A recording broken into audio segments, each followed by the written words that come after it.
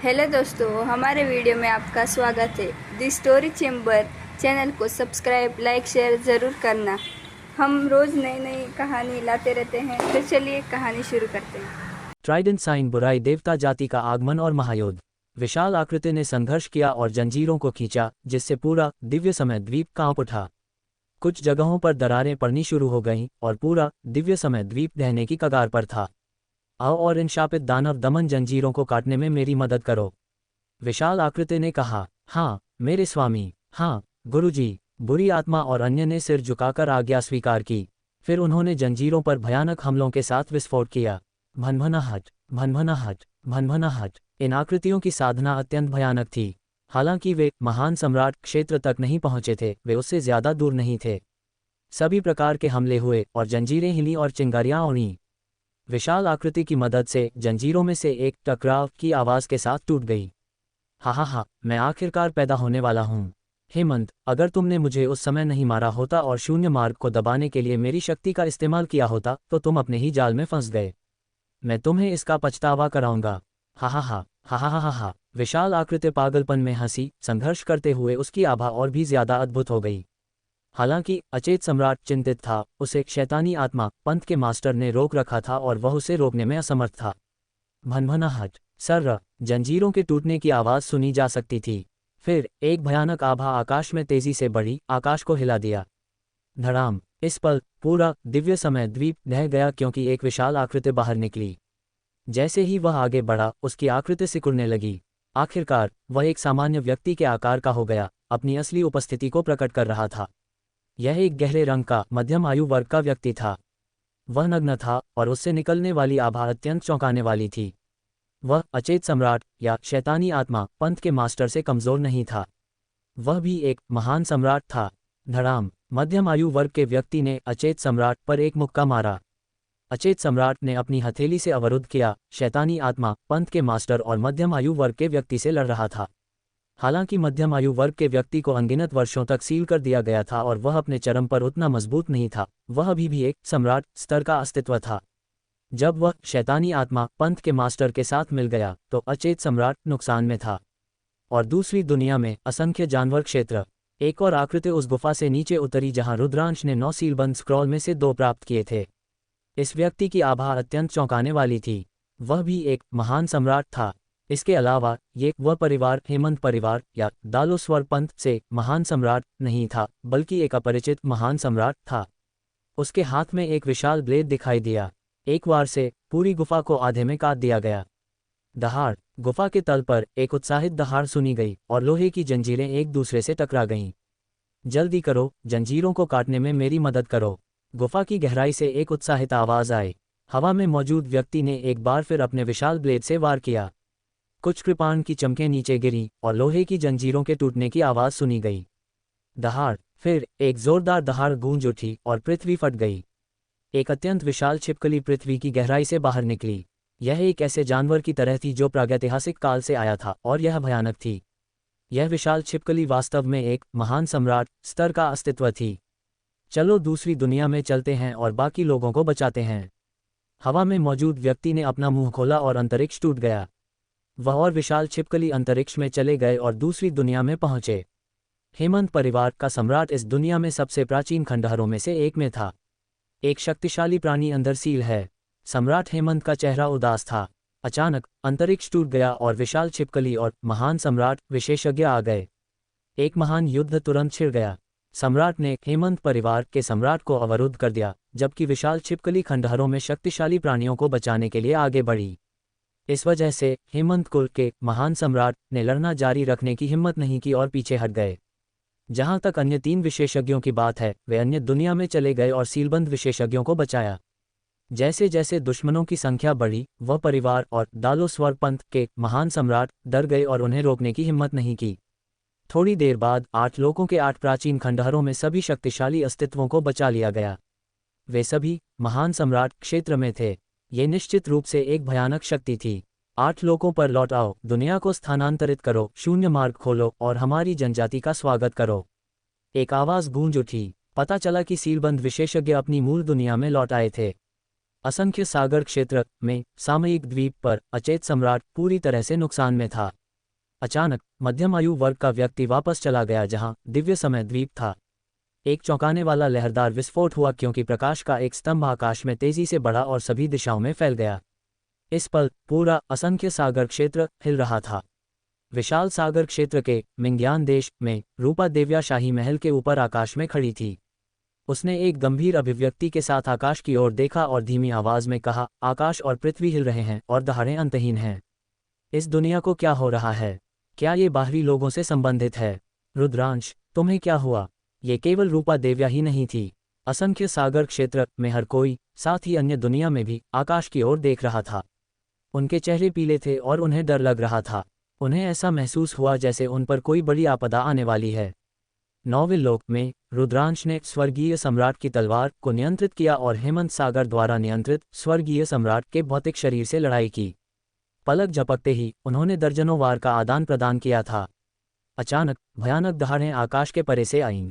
वे अद्भुत शक्ति के साथ एक के बाद एक आईं। कई लोगों के चेहरे पर अचानक बदलाव आया, यह नहीं जानते कि क्या हुआ था। रुद्रांश, स्वर्गीय सम्राट की तलवार मेरी है, इसे सौंप दो। हेमंत सागर दहाड़ा और स्वर्गीय सम्राट का भौतिक शरीर फिर से रुद्रांश की ओर बढ़ा। उसकी आंखों में स्वर्गीय सम्राट का भौतिक शरीर और स्वर्गीय सम्राट की तलवार दोनों उसके थे। रुद्रांश उन्हें नियंत्रित करने के लिए बिल्कुल योग्य नहीं था। टकराव। रुद्रांश ने स्वर्गीय सम्राट की तलवार को नियंत्रित किया और दूसरे पक्ष से लड़ाई की। 10 से अधिक वार के बाद वे अभी भी गतिरोध में थे। धड़ाम धड़ाम धड़ाम। अचानक आकाश और पृथ्वी गड़गड़ाने लगे और पूरा आकाश हिलने लगा। ऐसा लगा जैसे पूरी दुनिया को स्थानांतरित किया जा रहा हो।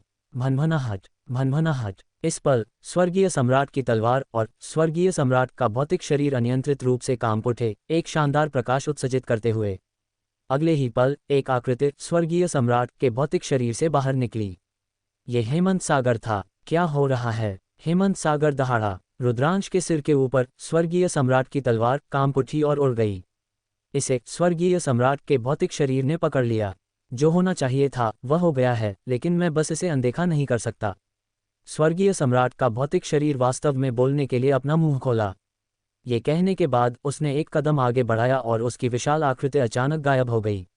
नहीं, मेरा स्वर्गीय सम्राट का भौतिक शरीर। हेमंत सागर दहाड़ा अत्यंत अनिच्छुक। स्वर्गीय सम्राट का भौतिक शरीर अचानक उसे छोड़कर चला गया था और उसे स्वीकार करना मुश्किल लगा। स्वर्गीय सम्राट के भौतिक शरीर के साथ वह तुरंत दुनिया में एक शिखर विशेषज्ञ बन सकता था और एक अधिपति बन सकता था। मार्शल कलाकार खुद पर निर्भर करते हैं। केवल तभी जब वे मजबूत होते हैं वे सबसे मजबूत हो सकते हैं। ये हास्यास्पद है कि वे केवल बाहरी चीजों के बारे में सोचते हैं। रुद्रांश शांत रहा। स्वर्गीय सम्राट की तलवार उड़ गई थी तो वह चली गई थी। शिखर तक का रास्ता एक ही तलवार से टिका नहीं रह सकता था। केवल खुद को सुधारने से ही कोई ऐसी शक्ति प्राप्त कर सकता था जो हमेशा के लिए उसकी हो। रुद्रांश, धिक्कार है, हेमंत सागर ने ठंडी आवाज में चिल्लाया। वह हर चीज के लिए रुद्रांश को दोषी ठहरा रहा था। अगर रुद्रांश ने उसे नहीं रोका होता और वह पहले स्वर्गीय सम्राट के भौतिक शरीर के साथ चला गया होता तो शायद ऐसा नहीं होता। मुझे लगता है कि तुम ही हो जिसे मरना चाहिए। रुद्रांश की आंखें ठंडी थीं। उसने एक कदम आगे बढ़ाया और हेमंत सागर की ओर बढ़ा। हेमंत सागर का चेहरा बदल गया। उसके पास स्वर्गीय सम्राट का भौतिक शरीर नहीं था और वह रुद्रांश का मुकाबला नहीं कर सकता था। वह जल्दी से पीछे हट गया और दहाड़ा, रुद्रांश, मैंने सोचा था कि तुम्हें बाहरी मदद की जरूरत नहीं है। अगर तुम इतने सक्षम हो तो तुम अपनी असली क्षमताओं के साथ मुझसे क्यों नहीं लड़ते? ठीक है, चलो एक ही स्तर पर लड़ते हैं, रुद्रांश ने कहा। तुम? हेमंत सागर ने दांत पीसे। उसे यकीन नहीं था कि वह एक ही स्तर की लड़ाई में रुद्रांश के खिलाफ जीत पाएगा। वह और भी बुरी तरह से हार सकता था। वह इसके लिए कैसे सहमत हो सकता था? तुम मुझसे 2 स्तर ऊपर हो, फिर भी तुम मुझसे मेरी असली क्षमताओं के साथ लड़ने के लिए कह रहे हो। तुम मुझसे उसी स्तर पर लड़ने की हिम्मत नहीं करते। क्या मजाक है? रुद्रांश ने ताना मारा और मजाक उड़ाया। हेमंत सागर की आंखें बहुत ठंडी थीं। अगर वह कर सकता तो वह रुद्रांश को 8 टुकड़ों में काट देता, लेकिन इस पल वह केवल भाग सकता था। भनभनाहट। अचानक शून्य कांप उठा क्योंकि एक शक्तिशाली बल नीचे आया और सभी को घेर लिया। अगले ही पल दुनिया घूम गई और वे 9वें लोक से गायब हो गए। रुद्रांश ने खुद को कमल लोक के ऊपर आकाश में विशाल भूमिगत गुफा में पाया। उनके चारों ओर आकृतियां दिखाई देती रहीं। पीयूषा, लोचन, ओयांग वुशुंग, लोचन कश्यप और अन्य सब बाहर आ गए थे। बेशक लोचन कश्यप, हेमंत सागर और अन्य भी बाहर आ गए थे। केवल वे ही नहीं, बल्कि जो लोग अन्य दुनिया की खोज कर रहे थे, उन्हें भी एक शक्तिशाली बल द्वारा बाहर निकाल दिया गया था।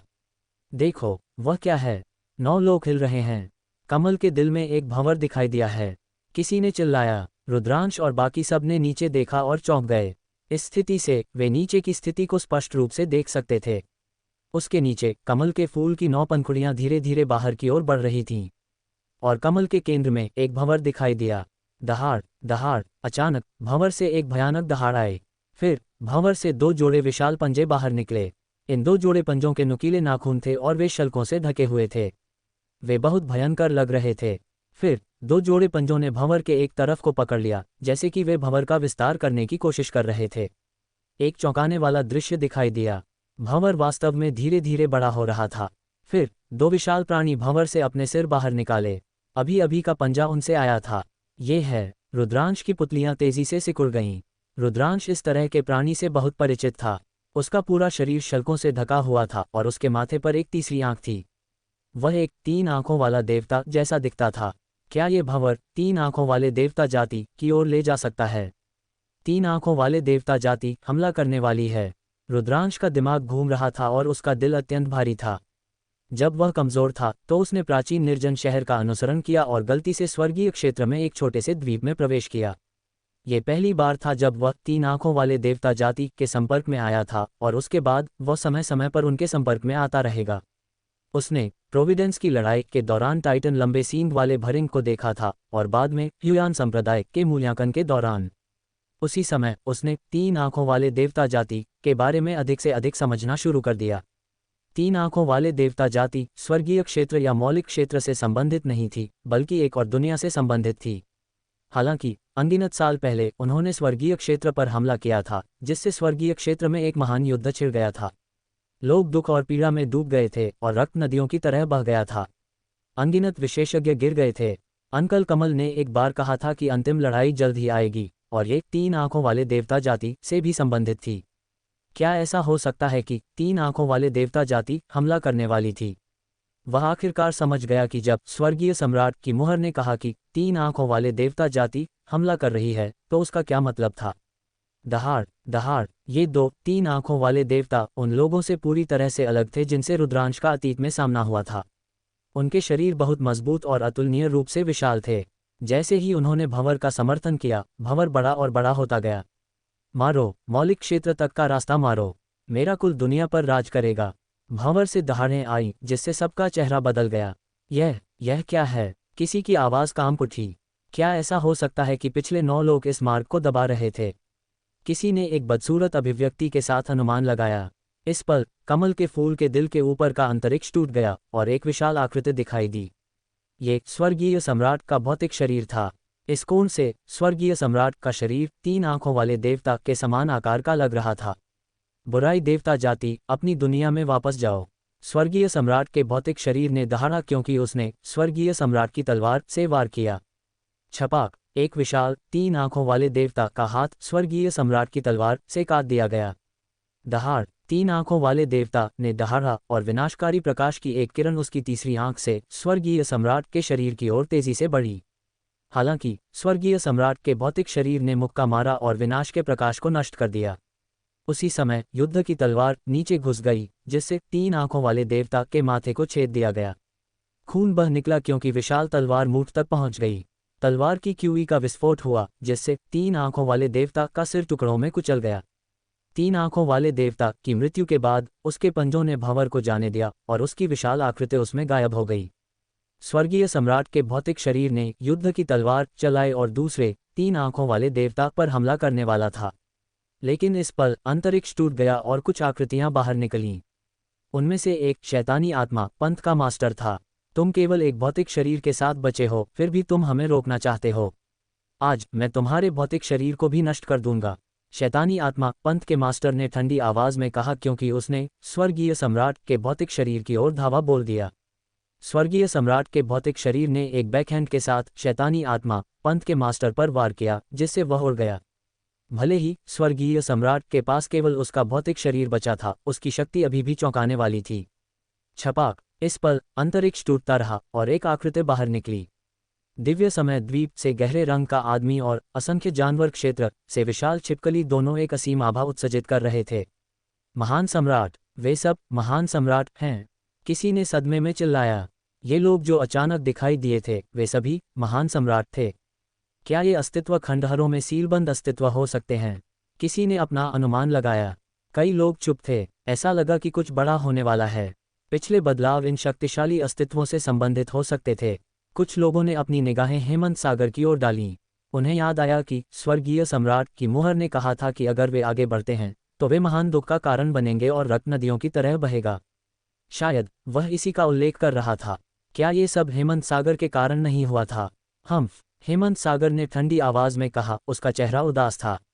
उसे लोगों के जीवन की परवाह नहीं थी, लेकिन दूसरों के जीवन और मृत्यु का उससे क्या लेना देना। वह अब जो सोच रहा था वह ये था कि स्वर्गीय सम्राट के भौतिक शरीर और स्वर्गीय सम्राट की तलवार को कैसे हासिल किया जाए। धड़ाम धड़ाम एक भयानक युद्ध छिड़ गया था। शैतानी आत्मा, पंथ का मास्टर, विशाल छिपकली और अन्य विशेषज्ञ एक ही समय में स्वर्गीय सम्राट के भौतिक शरीर पर हमला कर रहे थे। कमल के फूल के दिल में शून्य कांप उठा। हेमंत, तुमने मुझे अनगिनत वर्षों तक दबाए रखा है। आज मैं तुम्हारे शरीर को खा जाऊंगा। विशाल छिपकली दहाड़ी और भयानक लपटें उगलीं जो स्वर्गीय सम्राट के शरीर की ओर बढ़ीं। स्वर्गीय सम्राट के भौतिक शरीर ने लपटों को काट दिया। यमी फेस, संघर्ष और पलायन। स्वर्गीय सम्राट का भौतिक शरीर विशाल छिपकली की लपटों को चीरता हुआ उसकी ओर बढ़ा। हालांकि उसी समय अन्य महान सम्राट, शक्ति केंद्र भी हरकत में आ गए। सभी प्रकार के भयानक हमले स्वर्गीय सम्राट के शरीर पर बरसाए गए। हेमंत, उस साल मुझे न मारकर तुमने सबसे बड़ी गलती की। आज मैं तुम्हारे शरीर को टुकड़े टुकड़े कर दूंगा। उन शक्तिशाली जीवित प्राणियों को अनगिनत वर्षों तक दबाया गया था। जब उन्होंने स्वर्गीय सम्राट का शरीर देखा तो वे क्रूर इरादे और अंतहीन हत्या के इरादे से भर गए थे। उनकी आंखें लाल थीं क्योंकि उन्होंने भयानक हमले किए। हालांकि इन प्राणियों को अनगिनत वर्षों तक दबाया गया था और उनकी युद्ध शक्ति बहुत कम हो गई थी, वे अभी भी महान सम्राट क्षेत्र के प्राणी थे। उनकी ताकत अभी भी महत्वपूर्ण थी। आखिरकार स्वर्गीय सम्राट का भौतिक शरीर बस एक भौतिक शरीर था। कई लोगों ने सेना में शामिल होकर हमला किया और सभी प्रकार के हमले स्वर्गीय सम्राट के भौतिक शरीर पर हुए, जिससे उसे पीछे हटना पड़ा। हालांकि स्वर्गीय सम्राट का शरीर पीछे हट गया था, उसके पत्थर के शरीर पर एक भी घाव नहीं था। भनभनाहट, पत्थर की तलवार कांप उठी और पत्थर के आदमी पर एक शानदार रोशनी का विस्फोट हुआ। इस पल स्वर्गीय सम्राट का भौतिक शरीर चीख हो गया था। पत्थर की तलवार आकाश को चीर गई और तलवार की रोशनी फूट पड़ी। कई शक्तिशाली अस्तित्वों के चेहरे पर अचानक बदलाव आया क्योंकि वे तलवार से दूर भेज दिए गए। इस पल उस क्षेत्र का अंतरिक्ष फिर से टूट गया और अधिक विशेषज्ञ स्वर्गीय सम्राट के भौतिक शरीर पर हमले में शामिल होने के लिए बाहर निकले। अपना रास्ता मारो, मौलिक क्षेत्र को रक्त से धो डालो। भंवर के पीछे लगातार दहाड़ें आ रही थीं। हत्या का इरादा एक ज्वार की तरह था जिससे लोगों के चेहरे बदल गए। विशाल 3 आंखों वाला देवता भंवर को पकड़े रखने के लिए हर संभव प्रयास कर रहा था, इसे बड़ा करने की कोशिश कर रहा था। स्वर्गीय सम्राट के भौतिक शरीर पर कुल 10 महान सम्राट हमला कर रहे थे। इस दृश्य को देखकर सभी के चेहरे भद्दे हो गए। 10 महान सम्राट, कितनी चौंकाने वाली संख्या। युग पर्वत संत अकादमी में महान सम्राटों की संख्या भी 10 तक नहीं पहुंचती थी। उनमें से कई के चेहरे पर गंभीर भाव था। अगर स्वर्गीय सम्राट विदेशी जातियों को नहीं रोक सका तो इसके परिणाम अकल्पनीय होंगे। स्वर्गीय सम्राट का भौतिक शरीर और भी ज्यादा चमकने लगा। इस पल उसका पत्थर जैसा शरीर मांस और रक्त के शरीर में बदलता हुआ लग रहा था। उसकी युद्ध शक्ति भी और भी ज्यादा भयानक होती जा रही थी। पत्थर की तलवार आकाश में उड़ गई और 10 महान सम्राटों के हमलों को अवरुद्ध कर दिया। छपाक, इस समय अंतरिक्ष टूटता रहा। अचेत सम्राट, सम्राट हेमंत, सम्राट वह और दालोस्वर पंथ के महान सम्राट सभी दिखाई दिए। वे सभी अपने चेहरे पर गंभीर भाव लिए हुए थे क्योंकि वे महान सम्राटों का विरोध करने में स्वर्गीय सम्राट के भौतिक शरीर की मदद करने के लिए लड़ाई में शामिल हो गए। मारो, एक सहायक के साथ स्वर्गीय सम्राट के भौतिक शरीर पर दबाव बहुत कम हो गया था। उसने चिल्लाया और पत्थर की तलवार ने एक के बाद एक कई हमलों को तोड़ दिया। वह विशाल छिपकली के सामने दौड़ा और पत्थर की तलवार से वार किया। इस पल पत्थर की तलवार एक अविनाशी दिव्य वस्तु में बदल गई थी। यह अत्यंत तेज थी और विशाल छिपकली की एक पूंछ काट दी। दहाड़, विशाल छिपकली दहाड़ी और तेजी से पीछे हट गई। उसी समय अन्य शक्ति केंद्रों के हमले स्वर्गीय सम्राट के भौतिक शरीर पर हुए। हालांकि स्वर्गीय सम्राट का भौतिक शरीर बिल्कुल भी परेशान नहीं हुआ। ऐसा लगा जैसे उसकी आंखों में केवल विशाल छिपकली थी। हमले स्वर्गीय सम्राट के शरीर पर हुए, जिससे वह एक पल के लिए हिल गया, इससे पहले कि उसने विशाल छिपकली पर हमला करना जारी रखा। छपाक, तलवार की रोशनी शून्य को भेद गई और विशाल छिपकली की भौहों के बीच घुस गई, मूठ तक डूब गई। हेमंत, दहाड़ो! विशाल छिपकली ने निराशा की दहाड़ लगाए, लेकिन अगले ही पल स्वर्गीय सम्राट के भौतिक शरीर की युद्ध की तलवार ने विशाल छिपकली के शरीर को आधे में काट दिया। अंतहीन रक्त और मांस को दो लोकों में खींच लिया गया और गायब हो गया। एक महान सम्राट को स्वर्गीय सम्राट के भौतिक शरीर ने यूं ही मार डाला था। बेशक यह इस तथ्य से भी संबंधित था कि विशाल छिपकली को कई वर्षों तक दबाया गया था और उसे अभी तक अपनी ताकत वापस नहीं मिली थी। हालांकि यह अभी भी काफी चौंकाने वाला था। मारो! स्वर्गीय सम्राट का भौतिक शरीर पागल हो गया क्योंकि उसने दूसरों पर हमला किया। कुछ वार के बाद उसने एक और शक्तिशाली अस्तित्व को मार डाला। स्वर्गीय सम्राट के भौतिक शरीर ने एक के बाद एक दो शक्तिशाली दुश्मनों को मार डाला था। ये चौंकाने वाला था। उनमें से हर एक महान सम्राट था। वे अपनी शक्ति के शिखर पर थे और चरम सीमा तक भयानक थे, लेकिन अब वे सब एक के बाद एक गिर गए थे। उसके भौतिक शरीर में ज्यादा ऊर्जा नहीं बची है। उसके पास केवल एक निशान बचा है, इसलिए उसके लिए स्वर्गीय दाव ऊर्जा को जुटाना मुश्किल है। अगर हम एक साथ उस पर हमला करते हैं तो वह ज्यादा देर तक टिक नहीं पाएगा। शैतानी आत्मा पंथ के मास्टर ने दहाड़ा। उनके हमले स्वर्गीय सम्राट के भौतिक शरीर पर बरसते रहे। अचेत सम्राट और अन्य के बीच लड़ाई भी बहुत तीव्र थी। सभी प्रकार की शक्ति चमक उठी और महान दाव को उसके शरीर में जोड़ा गया। यह अत्यंत चौंकाने वाला था। सौभाग्य से कमल लोक के पास का अंतरिक्ष विशेष था। हालांकि रुद्रांश और बाकी लोग कमल लोक से दूर नहीं लग रहे थे, वे वास्तव में बहुत दूर थे। अन्यथा वे निश्चित रूप से महान सम्राट की लड़ाई के बाद के परिणामों से प्रभावित होते। फिर भी इसे देखना अभी भी चौंकाने वाला था। धड़ाम धड़ाम धड़ाम! महान सम्राटों के बीच टकराव से उत्पन्न सदमे की लहरें बहुत बड़ी थीं। कमल की 9 पंखुड़ियां, जो 9 लोग थीं, हिंसक रूप से हिल गईं, जैसे कि वे भयानक ऊर्जा के तहत फटने वाली थीं। सर्र! एक जेट काले विनाशकारी प्रकाश का विस्फोट हुआ और लोकों में से एक में फैल गया। उस लोक का अंतरिक्ष फट गया। भले ही रुद्रांश और बाकी लोग बहुत दूर थे, वे देख सकते थे कि उस लोक में अनगिनत लोग विनाशकारी शक्ति से नष्ट हो गए और राख में बदल गए। असंख्य सागर क्षेत्र! रुद्रांश की निगाहें असंख्य सागर क्षेत्र की ओर गईं। वह क्षेत्र भी हिंसक रूप से हिल रहा था। अगर उसे छेद दिया गया तो अंदर के लोग खतरे में पड़ जाएंगे। रुद्रांश ने एक चिंतित नजर डाली। स्वर्गीय सम्राट का भौतिक शरीर फट गया और प्रकाश और भी ज्यादा शानदार हो गया। उसने तूफान जैसा हमला किया और एक और शक्तिशाली अस्तित्व को गंभीर रूप से घायल कर दिया। हालांकि स्वर्गीय सम्राट के भौतिक शरीर की आभा कमजोर होने लगी। अंत में वापस मुड़ना बहुत मुश्किल है। स्वर्गीय सम्राट के भौतिक शरीर ने अपना सिर हिलाया।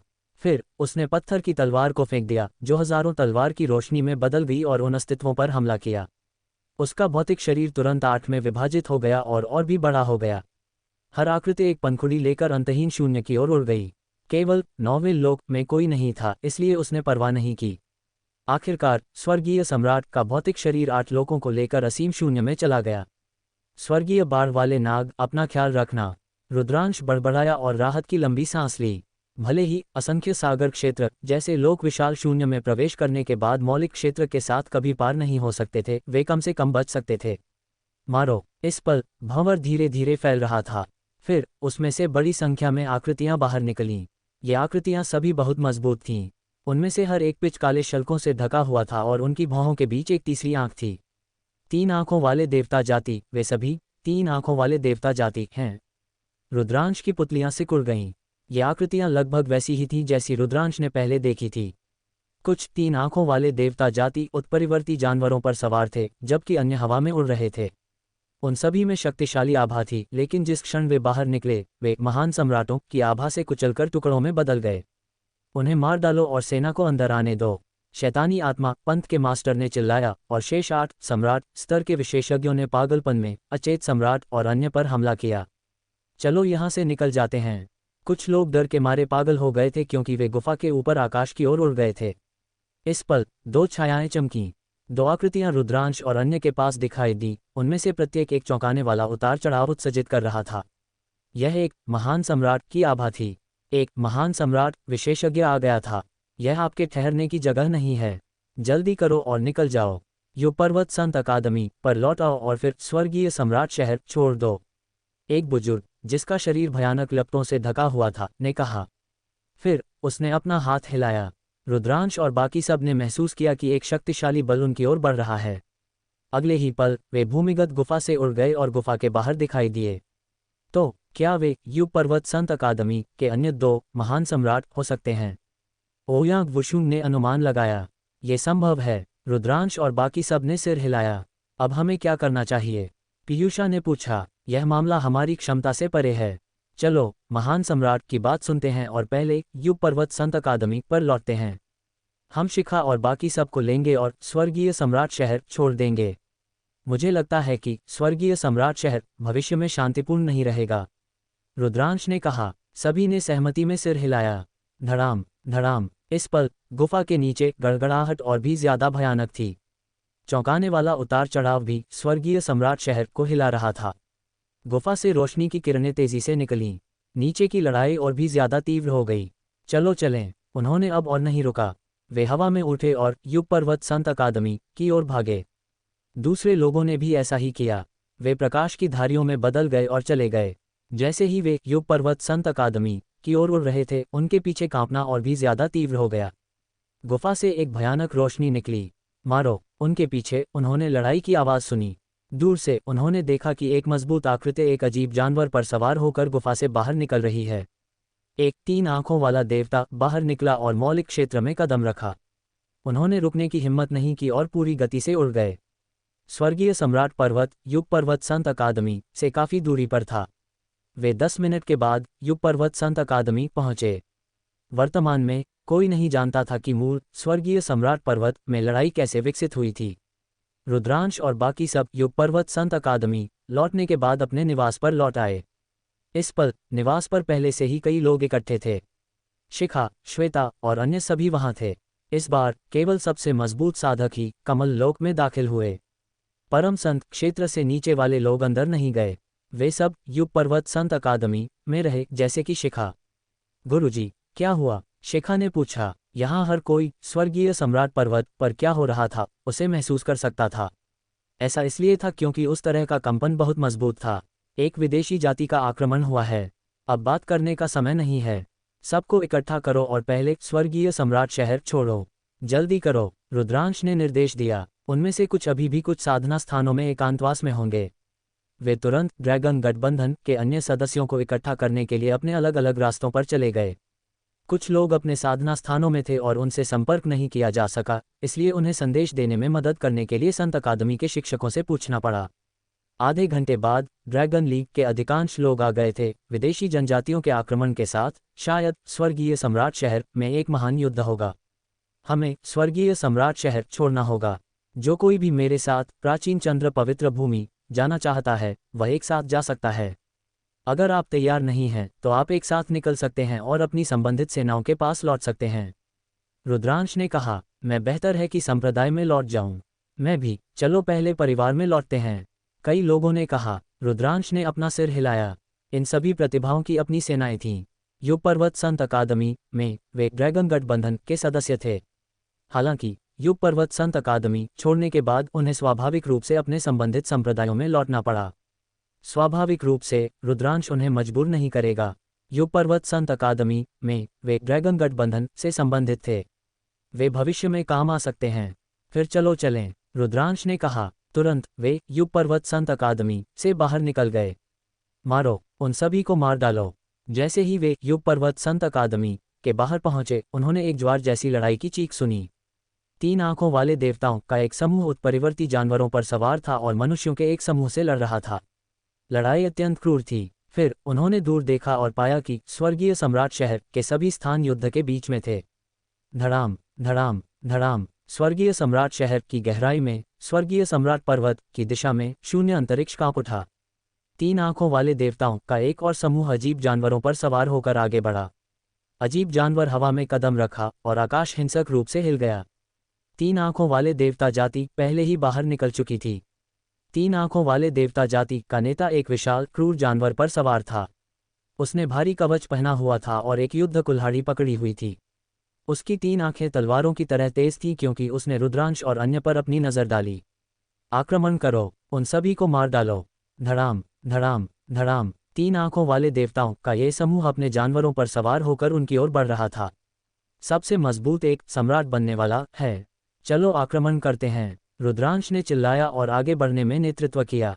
मर जा नेता, 3 आंखों वाले देवता ने अपनी युद्ध कुल्हाड़ी रुद्रांश पर घुमाई। उसी समय उसकी तीसरी आंख से एक विनाशकारी प्रकाश फूट पड़ा। जेल दमन। रुद्रांश ने अपना हाथ हिलाया और जेल दमनकारी पत्थर की 9 छायाएं दिखाई दी जो आगे बढ़ गईं। जेल दमनकारी पत्थर, ये जेल दमनकारी पत्थर है। 3 आंखों वाले देवता जाति का नेता डर के मारे दहाड़ा। धड़ाम। जेल दमनकारी पत्थर का हमला और बचाव दोनों पूरी तरह से पराजित हो गए और अन्य 3 आंखों वाले देवता जाति के सदस्यों को भी मार दिया गया। उसी समय पीयूषा, लोचन और अन्य ने भी हमला किया और 3 आंखों वाले देवताओं के एक समूह को मार डाला। वे घेराबंदी से बाहर निकले और स्वर्गीय सम्राट शहर से बाहर निकल गए। किसी के पास जेल दमनकारी पत्थर की शक्ति है, हम उसे जाने नहीं दे सकते, हमें उसे मारना होगा। दूर से दहाड़ें सुनी जा सकती थीं क्योंकि 3 आंखों वाले देवता जाति के विशेषज्ञों के समूह अपने जानवरों पर सवार होकर उनकी ओर बढ़े। रुद्रांश और समूह ने अपनी गति बढ़ा दी और बाहर की ओर बढ़े। इसमें जेल दमनकारी पत्थर की शक्ति है। मारो। आकाश से एक जोरदार दहाड़ आई। रुद्रांश पर एक विशाल युद्ध कुल्हाड़ी घुमाई गई। विशाल सम्राट का सिंहासन भयानक था।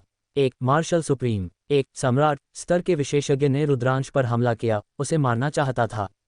हालांकि इस पल एक विशाल धातु की छड़ बाहर निकली और युद्ध कुल्हाड़ी से टकरा गई। एक भयानक बूम फूट पड़ा। भयानक ध्वनि तरंगों ने रुद्रांश और अन्य को हिला दिया जिससे उनके कान दर्द करने लगे। अपने हाथ में एक लोहे की छड़ के साथ एक मजबूत आकृति रुद्रांश और बाकी सबके ऊपर दिखाई दी। ये शिक्षक है। रुद्रांश और बाकी सब खुशी से भर गए। ये युग पर्वत संत अकादमी का एक शिक्षक था। भागो, हम उनके मार्शल सुप्रीम को रोकेंगे। युग पर्वत संत अकादमी के एक शिक्षक की आवाज़ गूंज उठी। उसके बाद कुछ और आकृतियां दिखाई दी जो एक विशाल आभा उत्सर्जित कर रही थीं। वे सभी युग पर्वत संत अकादमी के शिक्षक थे और वे सभी मार्शल सुप्रीम क्षेत्र के विशेषज्ञ थे।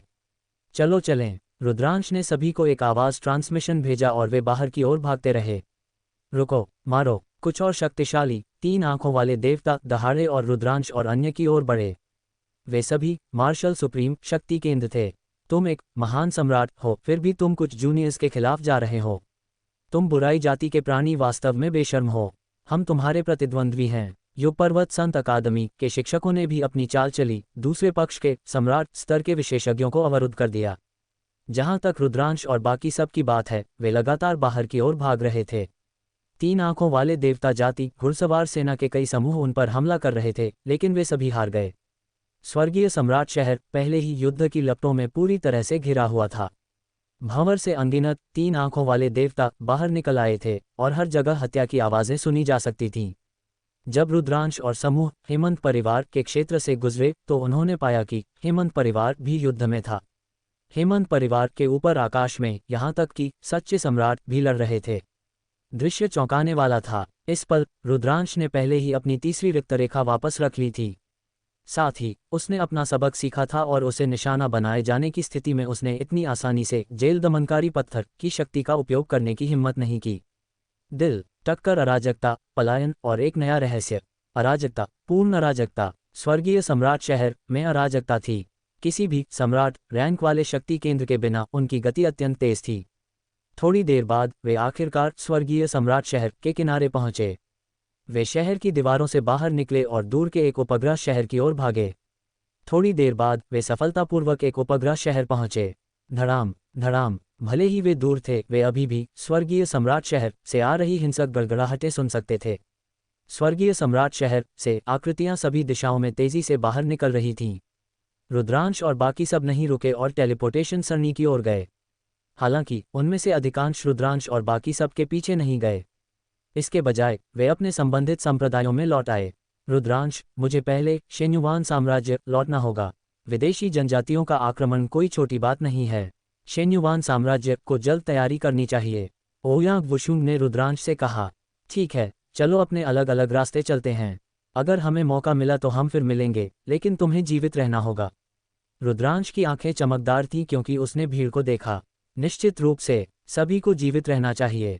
अपना ख्याल रखना, गठबंधन मास्टर। सभी ने रुद्रांश को विदाई दी और टेलीपोर्टेशन सरणी में कदम रखा। अंत में केवल प्राचीन चंद्र पवित्र भूमि के लोग शिखा, रूपा, देव्या और अन्य ही बचे थे। चलो चलें, उन्होंने भी टेलीपोर्टेशन सरणी में कदम रखा और प्राचीन चंद्र पवित्र भूमि के बाहर टेलीपोर्टेशन क्षेत्र में टेलीपोर्ट किया, फिर प्राचीन चंद्र पवित्र भूमि की ओर उड़ गए। प्राचीन चंद्र पवित्र भूमि पर उड़ने के बाद पीयूषा, लोचन कश्यप और ये डोनफांग और अन्य सभी चले गए और अपने संबंधित संप्रदायों में लौट आए।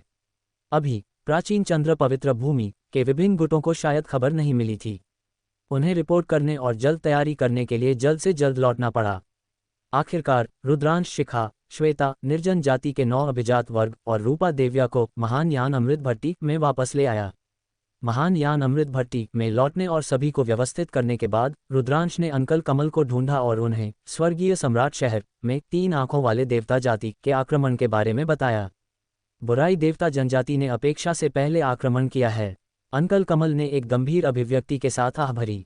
बुराई देवता कुल, अंकल कमल, ये 3 आंखों वाले राक्षस कौन हैं? रुद्रांश ने पूछा। अंकल कमल का साधना स्तर अथाह था और वह अज्ञात समय से जीवित था। वह कई रहस्य जानता होगा। वे एक और दुनिया से आते हैं और खुद को 3 आंखों वाले देवता जाति कहते हैं। हालांकि वह बस एक अतिशयोक्ति है। हम उन्हें बुराई देवता जाति कहते हैं। दूर के अतीत में उन्होंने स्वर्गीय क्षेत्र पर हमला किया था। इतने लंबे समय तक स्वर्गीय क्षेत्र के अधिकांश क्षेत्रों पर कब्जा कर लिया गया था। अब वे हमेशा अंतरिक्ष बाधा को खोलना और मौलिक क्षेत्र पर आक्रमण करना चाहते थे। अंकल कमल ने एक गंभीर अभिव्यक्ति के साथ कहा। वह ज्यादा कुछ नहीं कहना चाहता था। रुद्रांश, तुम्हारा मिशन अब शांति से साधना करना और अपनी साधना को बढ़ाना है। तुम ऐसी बड़ी लड़ाई में हस्तक्षेप नहीं कर सकते। रुद्रांश ने सिर हिलाया। जब स्वर्गीय क्षेत्र और ह्युयान संप्रदाय उन्हें नहीं रोक सके तो वह उन्हें रोकने के लिए क्या इस्तेमाल कर सकता था? ये सही है अंकल कमल, क्या आप एक व्यक्ति को बचाने में मेरी मदद कर सकते हैं? रुद्रांश ने कहा। फिर उसने पहाड़ और नदी आरेख से यामिनी को बाहर निकाला। अब तक यामिनी अभी भी बेहोश थी। अंकल कमल की साधना गहरी थी और वह महान यान अमृत भट्टी के संरक्षक भी थे। वह कीमिया में निपुण थे, इसलिए उसे बचाने का कोई तरीका हो सकता था। अंकल कमल आगे बढ़े और अपना हाथ हिलाया। ऊर्जा की एक लहर ने यामिनी को घेर लिया।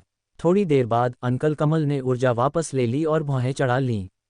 रुद्रांश का दिल डूब गया और उसने तुरंत पूछा, अंकल कमल, यामिनी की चोटें कैसी हैं?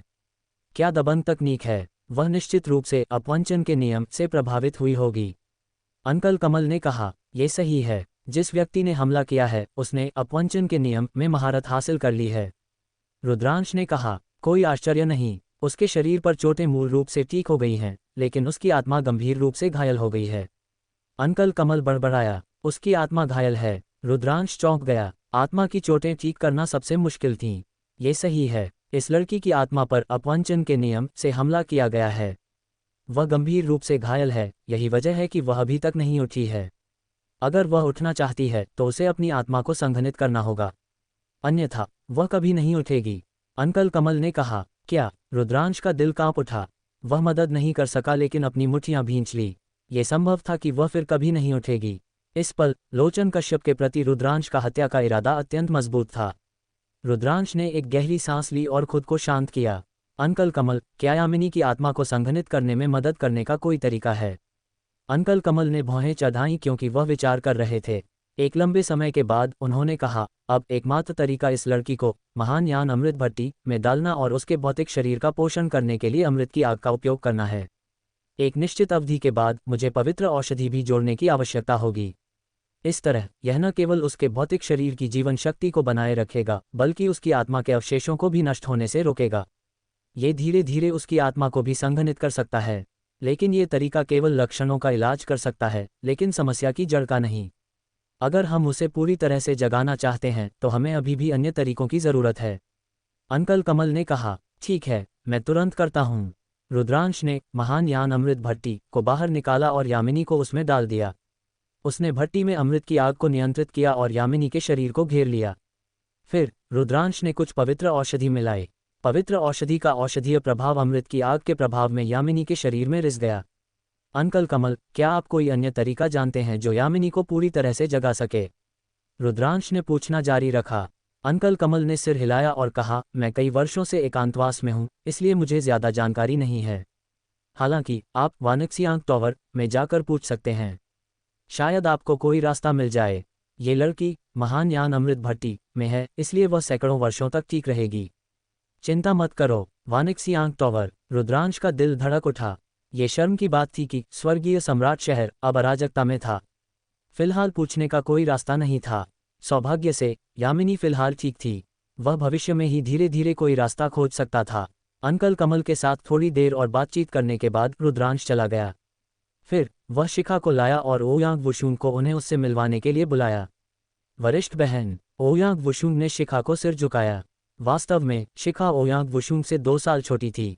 हालांकि उसने अपने हाथ अपनी पीठ के पीछे रखे और उत्सुक दिखी। उसने अपनी बड़ी आंखें झपकाईं और ओयांग वुशुन को देखा। उसने एक परिपक्व लहजे में कहा, तुम दूसरे कनिष्ठ भाई हो।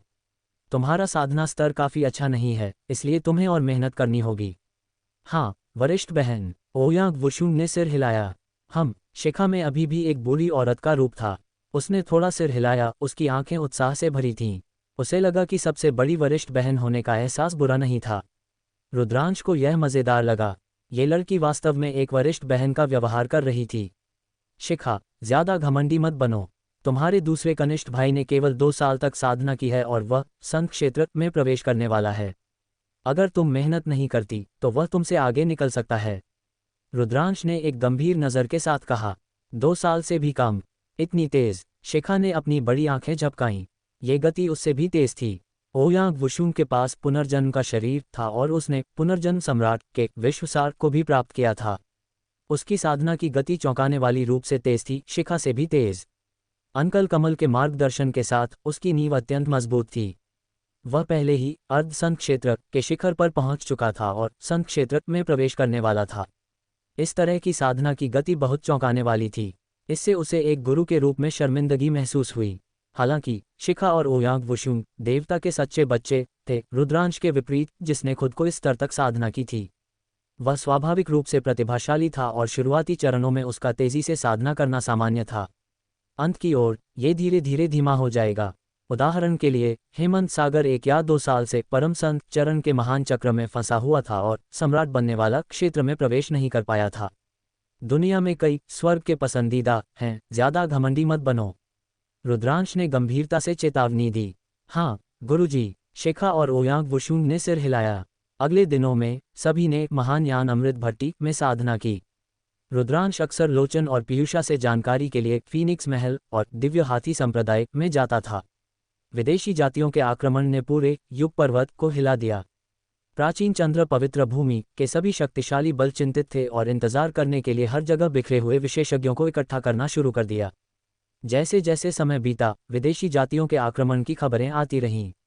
स्वर्गीय सम्राट शहर पर पूरी तरह से कब्जा कर लिया गया था।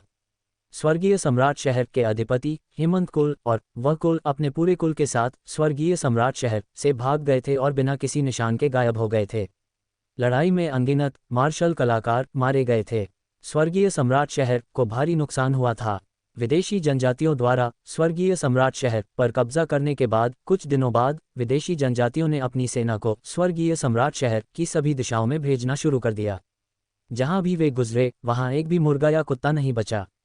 एक एक करके सम्राट रैंक वाले बलों पर विदेशी जातियों ने हमला किया। मार्शल सम्राटों से लेकर उन महिलाओं और बच्चों तक जो मार्शल आर्ट नहीं जानते थे, सभी मारे गए थे। जहां भी यह गुजरा, रक्त एक नदी की तरह बह गया और करोड़ों लाशें दफन हो गईं। सभी के चेहरे पर बदलाव आया। विदेशी जाति के तरीके बहुत क्रूर थे। ये केवल एक नरसंहार था। स्वर्गीय सम्राट शहर के आसपास सभी सम्राट रैंक वाले शक्ति केंद्र वापस ले लिए गए थे और 8 पवित्र भूमियों की ओर पीछे हट गए थे। युग पर्वत की 9 पवित्र भूमियों में स्वर्गीय सम्राट शहर केंद्र में था। अन्य पवित्र भूमियां स्वर्गीय सम्राट शहर को घेरे हुए थीं। इस अवधि के दौरान कई सम्राट रैंक वाले बल प्राचीन चंद्र पवित्र भूमि में प्रवेश कर चुके थे। जहां तक बाहरी लोगों की बात है, उन्होंने अपनी सेनाओं को सभी दिशाओं में हमला करने के लिए भेजा था। वे पहले से ही अन्य पवित्र भूमियों के पास पहुंच रहे थे। स्वर्गीय सम्राट शहर में लड़ाई के 2 महीने बाद प्राचीन चंद्र पवित्र भूमि के बाहर पहली विदेशी जनजाति सेना दिखाई दी। जब उन्होंने प्राचीन चंद्र पवित्र भूमि पर हमला किया तो उन्हें प्राचीन चंद्र पवित्र भूमि के मजबूत अभ्यासकर्ताओं ने हरा दिया। इस अभूतपूर्व दबाव का सामना करते हुए प्राचीन चंद्र पवित्र भूमि के सभी शक्तिशाली बलों ने अस्थायी रूप से अपने द्वेष को अलग रखा और एक गठबंधन बनाया। पवन जाति ने सभी बलों को एक साथ इकट्ठा किया था और एक विशाल आधार बनाया था। सभी बल और विशेषज्ञ विदेशी जाति का विरोध करने के लिए इकट्ठा हुए थे। प्राचीन चंद्र पवित्र भूमि और अन्य जातियों के बीच टकराव की संख्या बढ़ गई। यह अराजकता है। रुद्रांश महान यान अमृत भट्टी के शिखर पर खड़ा था और दूर देखता था जैसे वह बड़बड़ाता था। उस पर दूर से प्रकाश की एक किरण चमकी। गति इतनी तेज थी कि जब प्रकाश रुद्रांश के सामने दिखाई दिया तो रुद्रांश ने अभी अभी प्रतिक्रिया दी थी। ये है। जब रुद्रांश ने प्रकाश की किरण की असली उपस्थिति देखी तो वह मदद नहीं कर सका लेकिन चौंक गया। 1 मीटर लंबा पत्थर का आदमी और एक पत्थर की तलवार। क्या ये स्वर्गीय सम्राट की तलवार नहीं है? साथ ही वह स्वर्गीय सम्राट का भौतिक शरीर था। हालांकि यह पहली बार देखने की तुलना में अनगिनत गुना छोटा था, रुद्रांश अभी भी इसे एक नज़र में पहचान सकता था। ये स्वर्गीय सम्राट का भौतिक शरीर था। पिछली लड़ाई में स्वर्गीय सम्राट के भौतिक शरीर ने पत्थर की तलवार चलाई और अद्वितीय दिव्य शक्ति के साथ एक के बाद एक 2 महान सम्राट शक्ति केंद्रों को मार डाला। उसके बाद रुद्रांश और बाकी सब प्राचीन चंद्र पवित्र भूमि में लौट आए। अब स्वर्गीय सम्राट के शरीर या महान सम्राटों की कोई खबर नहीं थी। इस पल स्वर्गीय सम्राट का भौतिक शरीर और स्वर्गीय सम्राट की तलवार आ गए थे। जैसा कि लग रहा था वे रुद्रांश के लिए आ रहे थे। भनभनाहट, भनभनाहट। स्वर्गीय सम्राट का भौतिक शरीर और स्वर्गीय सम्राट की तलवार चले गए और सीधे रुद्रांश की भौहों के बीच उड़ गए, उसके चेतना के सागर में निलंबित हो गए। यह रुद्रांश कुछ हद तक हक्का बक्का रह गया। उस पल रुद्रांश के सामने एक सफ़ेद रोशनी चमकी और एक आकृति बाहर निकली। ये स्वर्गीय सम्राट था। वरिष्ठ स्वर्गीय सम्राट, मैं कनिष्ठ पीढ़ी से रुद्रांश हूँ। रुद्रांश चौंक गया और जल्दी से सिर झुकाया। इतने विनम्र होने की जरूरत नहीं है, मैं बस एक निशान हूँ। स्वर्गीय सम्राट की आकृति मुस्कुराई। वरिष्ठ स्वर्गीय सम्राट, आप यहाँ क्यों हैं? रुद्रांश ने अपने दिल में सवाल पूछा। उस समय क्या स्वर्गीय सम्राट का भौतिक शरीर हेमंत सागर द्वारा नियंत्रित नहीं था? ये स्वर्गीय सम्राट की तलवार के साथ उसकी चेतना में क्यों उड़ रहा था? हेमंत सागर बहुत स्वार्थी है। वह केवल अपनी परवाह करता है और दूसरों की नहीं, इसलिए उसे स्वर्गीय सम्राट के भौतिक शरीर को नियंत्रित करने का कोई अधिकार नहीं है। दूसरी ओर आपका चरित्र अच्छा है, आप निर्णायक हैं और अत्यंत प्रतिभाशाली हैं। सबसे महत्वपूर्ण बात, आपके पास कुछ ऐसा है जिसे आप बचाना चाहते हैं। इसके अलावा आप उस युद्ध की तलवार को बाहर निकालने में सक्षम थे जिसे मैंने वर्षों पहले पीछे छोड़ दिया था। ये साबित करने के लिए काफ़ी है कि आप मेरे द्वारा पीछे छोड़ी गई वस्तु को नियंत्रित करने के योग्य हैं। स्वर्गीय सम्राट की आकृति ने सिर हिलाया। रुद्रांश मदद नहीं कर सका लेकिन अपनी नाक को छुआ। वह उतना अच्छा नहीं था जितना स्वर्गीय सम्राट ने कहा था। वह बस इतना स्वार्थी नहीं था। वरिष्ठ स्वर्गीय सम्राट, क्या हेमंत परिवार वास्तव में आपके वंशज हैं? रुद्रांश ने पूछा। स्वर्गीय सम्राट ने एक पल के लिए विचार किया, जैसे कि अतीत को याद कर रहा हो। मैं एक इंसान नहीं हूँ। मैंने एक पत्थर के गोले के रूप में दाव प्राप्त किया। जब मैंने पहली बार दाव प्राप्त किया तो मैंने एक इंसान महिला के साथ एक वंशज को जन्म दिया। वह वंशज हेमंत परिवार था। इसकी बात करें तो हेमंत परिवार वास्तव में मेरा वंशज है। हालांकि अनगिनत साल बीत चुके हैं और ये कनिष्ठ ज़्यादा से ज़्यादा बेकार होते जा रहे हैं। अगर आपको हेमंत परिवार से कोई शिकायत है तो आपको मेरी चिंता करने की ज़रूरत नहीं है। वरिष्ठ स्वर्गीय सम्राट, ये वास्तव में पत्थर के आदमी दाव प्राप्त कर रहे हैं। रुद्रांश का दिल धड़क उठा। कोई आश्चर्य नहीं कि स्वर्गीय सम्राट का भौतिक शरीर एक पत्थर का गोला था और उसकी तलवार भी पत्थर की बनी थी। वरिष्ठ, आपकी इतनी मजबूत साधना है, आपने कैसे? रुद्रांश बहुत उत्सुक था। वह जानना चाहता था कि स्वर्गीय सम्राट ने उस समय क्या अनुभव किया था। शाश्वत ब्रह्मांड स्वर्गीय सम्राट की साधना के साथ वह कैसे गिर गया था। तुम मुझसे पूछना चाहते हो कि मैं क्यों मरा, है ना? इसकी बात करें तो मैं मरा नहीं। स्वर्गीय सम्राट की आकृति मुस्कुराई। वह नहीं मरा। रुद्रांश बहुत खुश था लेकिन वह तुरंत संदेह से भर गया। स्वर्गीय सम्राट गिरा नहीं था। उसने एक भौतिक शरीर और उसके निशान का एक निशान कैसे पीछे छोड़ दिया था। मुझे बुराई देवता जनजाति से शुरू करना होगा, स्वर्गीय सम्राट की आकृति ने कहा। तुरंत स्वर्गीय सम्राट की आकृति ने रुद्रांश को विस्तार से बताना शुरू कर दिया। प्राचीन काल में विदेशी जातियों ने स्वर्गीय क्षेत्र पर आक्रमण किया और स्वर्गीय क्षेत्र के शक्तिशाली प्राणियों से लड़ाई की। उस समय आकाश और पृथ्वी को छेद दिया गया था जो मौलिक क्षेत्र से जुड़ा हुआ था। कई स्वर्गीय क्षेत्र के खंडहर मौलिक क्षेत्र में गिर गए और स्वर्गीय क्षेत्र के कुछ मजबूत अभ्यासकर्ताओं ने मौलिक क्षेत्र में प्रवेश किया। बेशक अन्य जातियों के कुछ मजबूत अभ्यासकर्ता भी थे जो मौलिक क्षेत्र में प्रवेश कर चुके थे। हालांकि केवल थोड़ी संख्या में विदेशी शक्ति केंद्र मौलिक क्षेत्र में प्रवेश किए। बाद में इन विदेशी विशेषज्ञों ने मौलिक क्षेत्र में छिपकर अपने बल स्थापित किए। कुछ अजीब और भयानक जातियों ने मानव शरीर पर कब्जा कर लिया और अपने बल स्थापित किए। शैतानी आत्मा धर्म और बुरी आत्मा धर्म जैसे बल मानव अभिजात वर्ग और शक्ति केंद्रों का शिकार करने में विशेषज्ञ थे। रुद्रांश को आखिरकार बुरी आत्मा संप्रदाय की उत्पत्ति का पता चला। इसे एक विदेशी जाति द्वारा बनाया गया था। कोई आश्चर्य नहीं कि कई बुरी आत्मा साधक उसके जेल दमनकारी पत्थर से डरते थे, ठीक 3 आंखों वाले देवता की तरह। बहुत पहले विदेशी जातियों ने अंतरिक्ष में एक कमजोर बिंदु पाया और बुराई देवता जाति को अंदर आने देने के लिए एक मार्ग खोलना चाहते थे। हालांकि उनकी खोज हेमंत स्वर्गीय सम्राट ने की थी। इन विदेशी जातियों को रोकने के लिए दोनों पक्षों के बीच एक युद्ध छिड़ गया। हालांकि विदेशी जातियों के बीच एक भयानक विशेषज्ञ था जो आत्मा पर हमला करने में अच्छा था।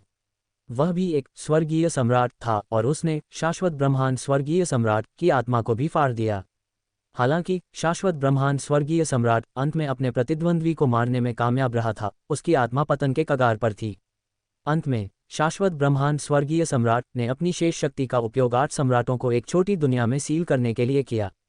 उसने मार्ग को दबाने के लिए छोटी दुनिया की शक्ति और अपनी भौतिक शक्ति का उपयोग किया। रुद्रांश को आखिरकार कमल लोक की उत्पत्ति का पता चला। हालांकि मेरी आत्मा उस समय बिखरी हुई थी और मेरी आत्मा का केवल एक निशान बचा था। जब मैं मरने वाला था, मुझे एक महान ज्ञान प्राप्त हुआ और एक और स्तर पर टूट गया। इसके बजाय मैंने एक नया भौतिक शरीर बनाया और वापस जीवन में आ गया। तो मुझे एक ऐसा व्यक्ति माना जा सकता है जो एक बार मर चुका है। आखिरकार स्वर्गीय सम्राट की आकृति ने कहा।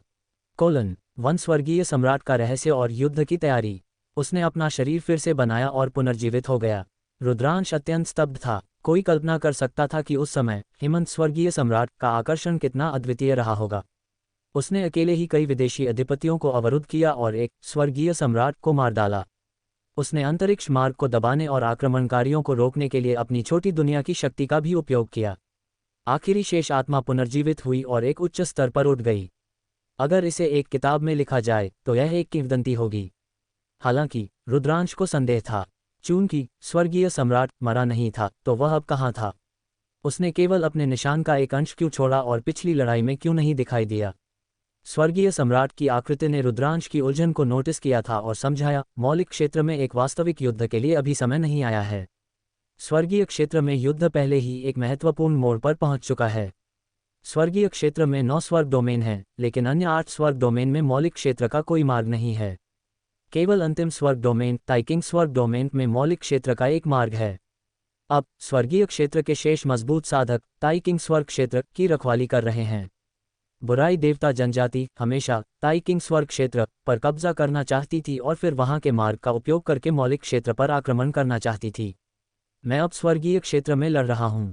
रुद्रांश कुछ हद तक हक्का बक्का रह गया। उसने आज कई रहस्य सीखे थे। मेरा शरीर पत्थर का बना है। यह अब एक कठपुतली जैसा है। मैं इसे तुम्हें दूंगा। मुझे उम्मीद है कि यह तुम्हारी मदद कर सकता है। स्वर्गीय सम्राट की आकृति ने जारी रखा। बहुत धन्यवाद वरिष्ठ। रुद्रांश बहुत खुश था। स्वर्गीय सम्राट के भौतिक शरीर में अंतहीन शक्ति थी। उसने इसे पहले देखा था। ये महान सम्राटों को भी मार सकता था। अगर वह इसे नियंत्रित कर सकता तो वह तुरंत एक अद्वितीय विशेषज्ञ बन जाएगा। वह स्वर्ण कौवा जाति और वन परिवार को नष्ट कर सकता था। इतना उत्साहित मत हो। यदि तुम इस पत्थर के शरीर को नियंत्रित करना चाहते हो तो तुम्हें ऊर्जा की आवश्यकता होगी। मैंने वह सारी ऊर्जा बाहरी लोगों के साथ लड़ाई में उपयोग कर ली है और अब निशान गायब होने वाला है। इसलिए इस पत्थर के शरीर को नियंत्रित करने के लिए मुझे पत्थर के शरीर को लगातार ऊर्जा अवशोषित करने देना होगा। ये जितनी अधिक ऊर्जा अवशोषित करेगा उतना ही अधिक शक्तिशाली होगा। ये पत्थर का शरीर एक कठपुतली जैसा है। ऊर्जा के निशान के बिना इसे नियंत्रित नहीं किया जा सकता है और यह ज्यादा शक्ति का उपयोग नहीं कर सकता है। स्वर्गीय सम्राट के शब्द रुद्रांश के सिर पर ठंडा पानी डालने जैसा था। ऐसा लगा कि वह बेवजह खुश हुआ था। हालांकि रुद्रांश तुरंत उत्साहित हो गया। ये स्वर्गीय सम्राट का शरीर था। अगर यह पर्याप्त ऊर्जा अवशोषित करता तो यह भयानक शक्ति का उपयोग करने में सक्षम होगा। मैं अब तुम्हें इस पत्थर के शरीर को नियंत्रित करने और ऊर्जा अवशोषित करने का तरीका सिखाऊंगा। स्वर्गीय सम्राट गुजरा और रुद्रांश की भौहों के बीच एक उंगली रखी। कुछ जानकारी तुरंत रुद्रांश के दिमाग में दिखाई दी। ठीक है, मेरे इस निशान ने अपना मिशन पूरा कर लिया है। ये दूर होने का समय है। छोटे, मैं उस दिन का इंतजार करूंगा जब तुम बड़े हो जाओगे। स्वर्गीय सम्राट के भौतिक शरीर ने मुस्कुराया। वरिष्ठ। रुद्रांश को थोड़ा दुख महसूस हुआ। हाँ, मेरे लिए दुखी होने की जरूरत नहीं है। मैं मरा नहीं हूँ। यहाँ जो कुछ भी हुआ उसे स्वर्गीय क्षेत्र में मेरी मुख्य शक्ति महसूस कर सकती है। मुझे उम्मीद है कि हम स्वर्गीय क्षेत्र में मिल सकते हैं और साथ साथ लड़ सकते हैं। स्वर्गीय सम्राट का निशान मुस्कुराया और फिर हरे धुएं के निशान की तरह गायब हो गया। वरिष्ठ, मुझे विश्वास है कि ज्यादा देर नहीं लगेगी जब हम फिर मिलेंगे। रुद्रांश की आंखों में दृढ़ संकल्प का भाव था। वह फिर पालथी मारकर बैठ गया और ध्यान से पत्थर के शरीर को नियंत्रित करने के तरीके और स्वर्गीय सम्राट द्वारा सिखाए गए ऊर्जा अवशोषित करने के तरीके का अध्ययन किया। 2 घंटे बाद रुद्रांश ने इसे पूरी तरह से समझ लिया था। उसने अपनी साधना तकनीक को प्रसारित किया और ध्यान से महसूस किया। उसने पाया कि चाहे वह स्वर्गीय सम्राट का भौतिक शरीर हो या स्वर्गीय सम्राट की तलवार, वे एक सूखे झील के तल की तरह थे। वहां बिल्कुल भी ऊर्जा नहीं थी और वह उन्हें नियंत्रित नहीं कर सकता था। चलो खुरदरे पत्थर को अवशोषित करने की कोशिश करते हैं। रुद्रांश ने अपना हाथ हिलाया और 1 लाख उच्च श्रेणी के कच्चे पत्थर बाहर निकाले। उसने उन्हें स्वर्गीय सम्राट द्वारा सिखाए गए तरीके के अनुसार सक्रिय किया। भनभनाहट। स्वर्गीय सम्राट की तलवार स्वर्गीय सम्राट के भौतिक शरीर के पीछे उड़ गई और दोनों एक हो गए जैसे कि वे एक थे। धड़ाम धड़ाम धड़ाम। 1 लाख कच्चे रत्न तुरंत फट गए, घूमती हुई ऊर्जा में बदल गए जिसे स्वर्गीय सम्राट के भौतिक शरीर और स्वर्गीय सम्राट की तलवार ने अवशोषित कर लिया। एक पल बाद 1 लाख कच्चे रत्नों की ऊर्जा पूरी तरह से अवशोषित हो गई। रुद्रांश ने जल्दी से इसे महसूस किया और उसका चेहरा तुरंत कड़वा हो गया। उसने महसूस किया कि 1 लाख कच्चे रत्नों में से 1% ऊर्जा भी नहीं भरी गई थी। इसकी ऊर्जा का 1000वां हिस्सा भी पूरी तरह से नहीं भरा गया था। इसे फिर से भरने के लिए उसे कितनी ऊर्जा की आवश्यकता होगी? रुद्रांश अवाक था। अंत में उसने अपने दांत पीस लिए और 10 लाख उच्च श्रेणी के कच्चे रत्न निकाले। उसने अपने स्वर्ग, पृथ्वी और भौतिक शरीर को उन्हें अवशोषित करने दिया। जिस बात ने रुद्रांश को दुख से रुला दिया वह ये थी कि 10 लाख उच्च श्रेणी के कच्चे रत्नों की ऊर्जा अभी भी ऊर्जा का 1% भी नहीं थी। मैं बेहतर है कि ऊर्जा को धीरे धीरे अवशोषित करूं। अगर मैं अधीर हूं तो मैं गर्म टोफू नहीं खा सकता। रुद्रांश ने आह भरी। उसने स्वर्गीय सम्राट के शरीर को पहाड़ और नदी आरेख में रखा जिससे उसे स्वर्ग और पृथ्वी के बीच की ऊर्जा को अपने आप अवशोषित करने की अनुमति मिली। अभी रुद्रांश को लगा कि उसे संसाधनों की विशेष रूप से जरूरत है। यामिनी को बार बार पवित्र जड़ी बूटियों को परिष्कृत करने की जरूरत थी, जबकि स्वर्गीय सम्राट के शरीर को भारी मात्रा में ऊर्जा की आवश्यकता थी। सौभाग्य से स्वर्गीय सम्राट का भौतिक शरीर किसी भी प्रकार की ऊर्जा को अवशोषित कर सकता था, न कि केवल कच्चे रत्नों से। रुद्रांश ने अपनी आंखें बंद कर लीं और चुपचाप साधना की। स्वर्गीय सम्राट के शब्दों को सुनने के बाद रुद्रांश को तात्कालिकता की भावना महसूस हुई।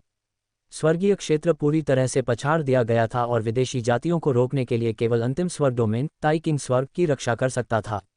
यदि विदेशी जातियां ताई किंग स्वर्ग क्षेत्र में घुस गईं तो वे शून्य मार्ग और एक बड़ी सेना का उपयोग करके मौलिक क्षेत्र में भाग सकती थीं। स्वर्गीय सम्राट शहर में मार्ग केवल एक छोटा था। पलक झपकते ही 10 से अधिक दिन बीत चुके थे। इन दिनों अधिक से अधिक विदेशी जातियां प्राचीन चंद्र पवित्र भूमि पर हमला करने आईं। प्राचीन चंद्र पवित्र भूमि के बलों पर दबाव बढ़ा और बड़ा होता जा रहा था। अंत में मनोबल बढ़ाने के लिए कई संप्रदायों ने सेना में शामिल होकर संसाधनों को इकट्ठा किया और एक योग्यता बिंदु प्रणाली बनाई। जब तक वे विदेशी जातियों को मारते थे तब तक उन्हें योग्यता बिंदु मिलेंगे। एक मार्शल रॉयल क्षेत्र विदेशी को मारने पर उसे एक योग्यता बिंदु मिलेगा। एक निचले स्तर के उज्ज्वल संत विदेशी को मारने पर उसे 5 योग्यता बिंदु मिलेंगे और एक उच्च स्तर के उज्ज्वल संत विदेशी को मारने पर उसे 10 योग्यता बिंदु मिलेंगे। और इसी तरह जैसे जैसे किसी का साधना स्तर बढ़ता गया, योग्यता बिंदु दोगुने होते गए। इन योग्यता बिंदुओं का उपयोग विभिन्न खजानों जैसे पवित्र जड़ी बूटियों, पवित्र हथियारों, सम्राट हथियारों, कच्चे पत्थरों और इसी तरह के आदान प्रदान के लिए किया जा सकता था। इस तरह प्राचीन चंद्र पवित्र भूमि की हत्या का इरादा बढ़ गया। सभी शक्तिशाली बल, साथ ही बाहरी दुनिया से सम्राट स्तर के बल, सभी विदेशी जातियों का शिकार करने के लिए बाहर चले गए। रुद्रांश ने सभी को विदेशी जातियों का शिकार करने के लिए बाहर ले जाने का फैसला किया। सबसे पहले वे जीवन और मृत्यु की लड़ाई में खुद को प्रशिक्षित कर सकते थे, अपनी क्षमता को प्रोत्साहित कर सकते थे और अपनी साधना में सुधार कर सकते थे। दूसरे, इसे संसाधनों के लिए बदला जा सकता था, एक तीर से 2 शिकार। महल मास्टर, आप लोग जा सकते हैं। इस जैद ताबीज को ले लो। अगर आप एक मार्शल सम्राट का सामना करते हैं तो आप इसे कुचल सकते हैं और जैद ताबीज आपको महान यान अमृत भट्टी में वापस ले आएगा। अंकल कमल ने रुद्रांश को एक जैद ताबीज सौंपा। रुद्रांश ने इसे खुशी से स्वीकार कर लिया। इस तरह उसे कम चिंताएं होंगी। अगर वह दूसरे पक्ष के सम्राट स्तर के विशेषज्ञों का सामना करता तो वह भाग सकता था। इसके बाद रुद्रांश अपने साथ रूपा देव्या, निर्जन जाति के अन्य 9 अभिजात वर्ग, साथ ही रूपा देव्या और शिखा को लाया। चूंकि ओयांग मोली का साधना स्तर अभी भी कम था, इसलिए उसे आमंत्रित नहीं किया गया था। वे प्राचीन चंद्र पवित्र भूमि के पश्चिम की ओर उड़े और एक पहाड़ के तल पर पीयूषा, लोचन कश्यप और अन्य के साथ मिले। रुद्रांश, ये वह आधार है जिसे प्राचीन चंद्र पवित्र भूमि के कई बलों ने एक साथ बनाया है। पीयूषा मुस्कुराई और रुद्रांश और बाकी सब को पहाड़ की ओर ले गई। पहाड़ अत्यंत विशाल था और उस पर कई भव्य महल बनाए गए थे। ये पहाड़ पहले यहाँ मौजूद नहीं था। इसे कुछ समय पहले विभिन्न बलों के सर्वशक्तिमानों द्वारा जमीन से जबरन ऊपर खींचा गया था। यह 1 लाख फीट ऊंचा और 10,000 मील चौड़ा था। प्रत्येक बल में उस पर एक विशाल महल बनाया गया था और प्रत्येक बल ने वहां रहने के लिए बड़ी संख्या में विशेषज्ञों को भेजा था। इस तरह विभिन्न बलों के बल जल्दी से इकट्ठा हो सकते थे और विदेशी जनजातियों के हमलों से प्रभावी ढंग से निपट सकते थे। वे प्रभावी ढंग से पलटवार भी कर सकते थे। आखिरकार प्राचीन चंद्र पवित्र भूमि बहुत बड़ी थी, जिसमें कम से कम 20 मजबूत बल हर जगह बिखरे हुए थे। अंतिम क्षण में सभी प्रमुख बलों की सेनाओं को इकट्ठा करना बहुत मुश्किल होगा। इसमें समय लगेगा। उस स्थिति में विदेशी जातियां शायद एक एक करके तोड़ देंगी। एक सामान्य आधार के साथ कई बल और विशेषज्ञ इकट्ठा होंगे और उन्हें भेजना अधिक प्रभावी होगा। पीयूषा और बाकी सब रुद्रांश और बाकी सब को चारों ओर ले गए। फीनिक्स महल, दिव्य हाथी संप्रदाय और अन्य सभी यहाँ विशाल महलों में साधना करते थे। पहाड़ के शिखर पर एक विशाल और शानदार महल था। ये वह जगह थी जहाँ योग्यता बिंदुओं को संसाधनों के लिए बदला जाता था। इसे कई बलों द्वारा बनाया गया था। अभी प्राचीन चंद्र पवित्र भूमि में सबसे मजबूत बल भू परिवार की पवन जाति है। वर्तमान में इसका नेतृत्व पवन जाति द्वारा किया जा रहा है, जिसमें अन्य बल सहायता कर रहे हैं। पीयूषा ने समझाया। रुद्रांश ने सिर हिलाया। चलो चलते हैं और विदेशी जातियों का शिकार करते हैं। रुद्रांश की आंखों में एक ठंडी चमक थी। फिर सभी प्राचीन चंद्र पवित्र भूमि से बाहर उड़ गए। जल्द ही वे प्राचीन चंद्र पवित्र भूमि के बाहरी क्षेत्र से बाहर उड़ गए और जंगल में चले गए। भनभनाहट, उनके ऊपर आकाश में एक आकृति एक चौंकाने वाली गति से गुजरी। वह एक सम्राट स्तर का विशेषज्ञ था। दूसरी जाति के सम्राट स्तर के विशेषज्ञों को स्वाभाविक रूप से प्राचीन चंद्र पवित्र भूमि के सम्राट स्तर के विशेषज्ञों द्वारा निपटा जाएगा। वे जिनका शिकार करते थे वे सम्राट स्तर से नीचे थे। धड़ाम धड़ाम धड़ाम, कुछ दूरी तक उड़ने के बाद उन्होंने आगे एक हिंसक विस्फोट सुना। मारो मारो, तीव्र लड़ाई की चीखें एक ज्वार की तरह आईं। उनके सामने विदेशी जातियों के बड़े समूह विदेशी जानवरों पर सवार थे और शून्य पर कदम रख रहे थे। मानव मार्शल कलाकारों के साथ लड़ रहे थे। यह अत्यंत दुखद था। एक नज़र में कोई अनगिनत आकृतियां देख सकता था। आकाश में एक भयानक रोशनी फूट पड़ी और एक भयानक दबाव एक पहाड़ की तरह नीचे फैल गया। आकाश में ऊंचाई पर महान सम्राटों का युद्ध क्षेत्र था। धड़ाम धड़ाम धड़ाम, जैसे ही रुद्रांश और उसके समूह पहुंचे, विदेशी जातियों ने उन पर नजर डाली। मुख्य कारण ये था कि रुद्रांश और उसका समूह बहुत छोटे और आकर्षक थे। घुड़सवार सेना का नेता एक सम्राट बनने वाला था। सम्राट बनने वाले को मेरे लिए छोड़ दो। तुम लोग सावधान रहना, रुद्रांश ने निर्देश दिया। वह आगे उड़ा और उसके हाथों में एक लंबा भाला दिखाई दिया। ये लंबा भाला लोचन पोखराज से प्राप्त हुआ था। यह एक सम्राट हथियार था। सर्र, लंबा भाला हवा में घुस गया और तुरंत शून्य को पार कर गया। इसने प्रतिद्वंद्वी की तीसरी आंख से निकली विनाशकारी रोशनी को तोड़ दिया और प्रतिद्वंद्वी के सिर को छेद दिया। एक सम्राट बनने वाला एक पल में मारा गया। रुद्रांश की वर्तमान युद्ध शक्ति को देखते हुए वह एक साधारण सम्राट बनने वाले को सेकंडों में मार सकता था। इस बीच पीयूषा, लोचन और शिखा भी दूसरों के साथ लड़ रहे थे। रुद्रांश ने अपना हाथ हिलाया और भाला कांप उठा। तीसरी आंख बाहर उड़ गई और रुद्रांश की भंडारण अंगूठी में रखी गई। विदेशी जाति की तीसरी आंख लोहार के लिए एक अद्भुत सामग्री थी और योग्यता बिंदुओं के आदान प्रदान का प्रमाण विदेशी जाति की तीसरी आंख थी। जैसे ही उनका नेतृत्व करने वाला सम्राट बनने वाला मर गया, विदेशी जातियों का ये समूह रुद्रांश और अन्य के लिए कोई मुकाबला नहीं था। वे सभी एक पल में मारे गए। उन्हें मार डालो। दूर से और भी अधिक विदेशी जातियां रुद्रांश और अन्य की ओर बढ़ रही थीं। उनके लोहे के खुरों ने चौंकाने वाली शक्ति के साथ हवा में जोर से मारा। कम से कम कुछ 100 विदेशी जातियां थीं और उनमें से 7 या 8 सम्राट बनने वाले क्षेत्र में थे। इतने सारे विशेषज्ञ रुद्रांश और अन्य पर हमला कर रहे थे। इससे पहले कि वे उन तक पहुंचते, विनाशकारी रोशनी की किरणें पहले ही उनकी ओर बढ़ रही थीं। विनाशकारी रोशनी न केवल रुद्रांश पर बल्कि रूपा देव्या, शिखा और बाकी सब पर भी लक्षित थी। अंतरिक्ष बाधा, चींची। पनखुली हवा में कदम रखा और अपने छोटे हाथों से नीचे दबाया। उनके चारों ओर की हवा पानी की तरह कांप उठी, बाधाएं बन गईं। जब विनाशकारी रोशनी अंतरिक्ष बाधा से टकराई तो यह समुद्र में डूबते पत्थर की तरह थी। किसी को नहीं पता था कि यह कहाँ गया। मारो, रुद्रांश ने नेतृत्व किया और आगे बढ़ा। उसने अपने सम्राट स्तर के लंबे भाले को हिलाया और भाले की रोशनी ने 5 या 6 सम्राट बनने वाले साधकों को घेर लिया।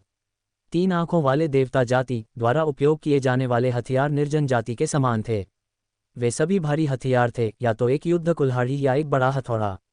जब वे घुमाए गए तो उन्होंने रुद्रांश पर हमला किया, जिससे रुद्रांश के भाले की चमक अवरुद्ध हो गई।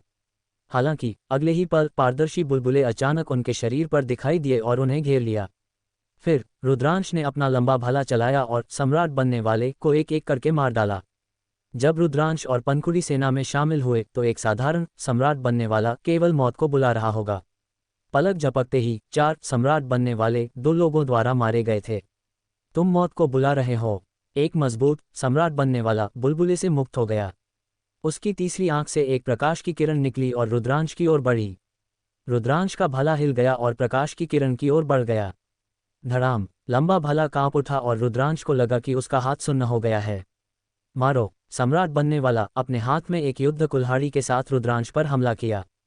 तुम काफी मजबूत हो। रुद्रांश का दिल धड़क उठा। ये 3 आंखों वाला देवता अन्य सम्राट बनने वाले की तुलना में बहुत मजबूत था और एक बेहतर श्रेणी के स्वर्ग आध्यात्मिक शरीर के साथ मानव सम्राट बनने वाले के बराबर था। सम्राट बनने वाले को मेरे और पनखुड़ी के लिए छोड़ दो। तुम लोग दूसरों से निपटो। रुद्रांश ने शिखा और बाकी सबको एक आवाज ट्रांसमिशन भेजा। फिर उसने अपना भाला चलाया और सबसे मजबूत सम्राट बनने वाले के साथ लड़ा, जबकि पनखुड़ी ने अन्य सम्राट बनने वाले पर हमला किया। शिखा, पीयूषा, लोचन और अन्य ने सम्राट बनने वाले से नीचे वालों पर हमला किया। कई लोगों ने कमल लोक की यात्रा से कुछ हासिल किया था। लोचन और पीयूषा की साधना परम संत क्षेत्र के शिखर पर पहुंच गई थी। रूपा देव्या भी परम संत क्षेत्र के शिखर पर पहुंच गई थी। लोचन कश्यप भी पूर्ण परम संत क्षेत्र में प्रवेश कर चुका था। शिखा की साधना रुद्रांश के समान थी। वे परम संत क्षेत्र के शिखर पर थे। अपनी ताकत के साथ वे आसानी से उन 3 आंखों वाले देवताओं से निपट सकते थे जो सम्राट बनने वाले नहीं थे, और उनमें से एक बड़ी संख्या तुरंत मारे गए। शिखा हरे कोहरे से घिरी हुई थी और एक चिल्लाहट के साथ एक विशाल प्राचीन वृक्ष का निर्माण हुआ। यह एक प्राचीन वृक्ष की तरह था जो आकाश का समर्थन करता था और एक परम संत निचले स्तर के 3 आंखों वाले देवता पर नीचे दबाया गया था। धड़ाम, 3 आंखों वाला देवता प्राचीन हरे रंग के पेड़ से मारा गया, यहाँ तक कि एक लाश भी नहीं छोड़ी। शिखा की वर्तमान साधना केवल सर्वोच्च संत क्षेत्र के शिखर पर थी, लेकिन वह पहले ही एक परम संत को मार सकती थी। स्वर्ग के पुत्र की युद्ध शक्ति वास्तव में चौंकाने वाली थी। इस पल रुद्रांश पहले ही सम्राट बनने वाले के साथ कुछ चालों का आदान प्रदान कर चुका था। मैं केवल सम्राट हथियार के साथ अपनी ज्यादा शक्ति का उपयोग नहीं कर सकता। मैं 10,000 सैनिक स्क्रॉल का उपयोग करके सम्राट हथियार को अपनी मध्याह्न रेखाओं में पिघला दूंगा। रुद्रांश ने अपना विचार बदल दिया। उसने अपना सम्राट हथियार वापस रख लिया और अराजकता के क्लेश की उंगली पर स्विच कर दिया। सर्र, उसने अपनी उंगली प्रतिद्वंद्वी की युद्ध कुल्हाड़ी पर इंगित की, जिससे उसके प्रतिद्वंद्वी का शरीर हिंसक रूप से हिल गया। वह मदद नहीं कर सका लेकिन पीछे हट गया और उसके हाथ में युद्ध कुल्हाड़ी दूर भेज दी गई। इसके बाद रुद्रांश ने अपनी उंगली से इंगित किया। इस उंगली का बल अत्यधिक संघनित था, जिससे एक छोटा उंगली बल बनता था जो दूसरे पक्ष की ओर बढ़ गया। दूसरे पक्ष को खतरा महसूस हुआ। काले प्रकाश की एक परत ने उसके शरीर को ढक लिया और उसने अपनी मुट्ठियां रुद्रांश पर फेंकी। हालांकि उंगली बल ने मुट्ठी को छेद दिया और आदमी के सिर से गुजर गया। ग्रिन, वन युद्ध का ज्वार और अहंकार की दीवार। दूसरे पक्ष को मारने के बाद रुद्रांश दौड़कर गया और उसकी तीसरी आंख ले ली। फिर उसने पनखुड़ी को दूसरे सम्राट बनने वाले को मारने में मदद की। परिणामस्वरूप सम्राट बनने वाले क्षेत्र से नीचे वाले उनका मुकाबला नहीं कर पाए और बड़ी संख्या में मारे गए। 3 आंखों वाले देवता जाति को पूरी तरह से मिटाने में ज्यादा समय नहीं लगा। उसके बाद वे अन्य दिशाओं में दौड़े। ये युद्ध क्षेत्र अत्यंत विशाल था और आकाश में साधकों और 3 आंखों वाले देवताओं की आकृतियां भरी हुई थीं। रुद्रांश और अन्य एक साथ इकट्ठा हुए और एक तेज चाकू की तरह युद्ध क्षेत्र में घुस गए। 3 आंखों वाले देवता जाति का शिकार कर रहे थे।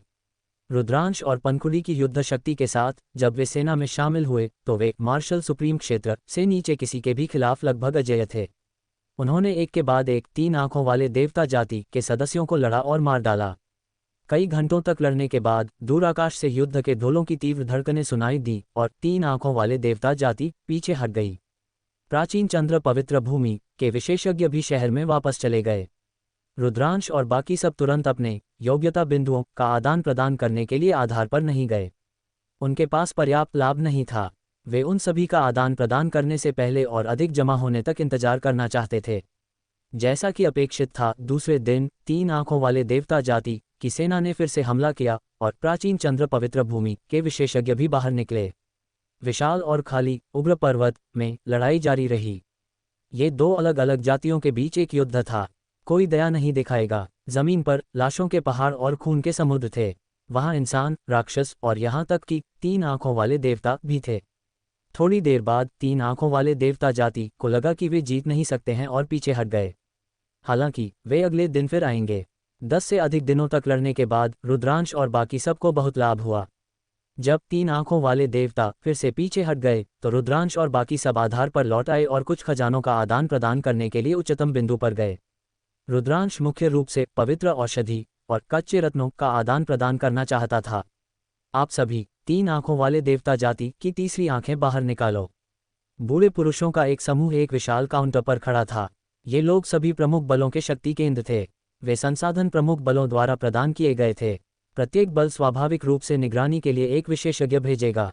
रुद्रांश और बाकी सब ने अपनी भंडारण अंगूठी बाहर निकाली।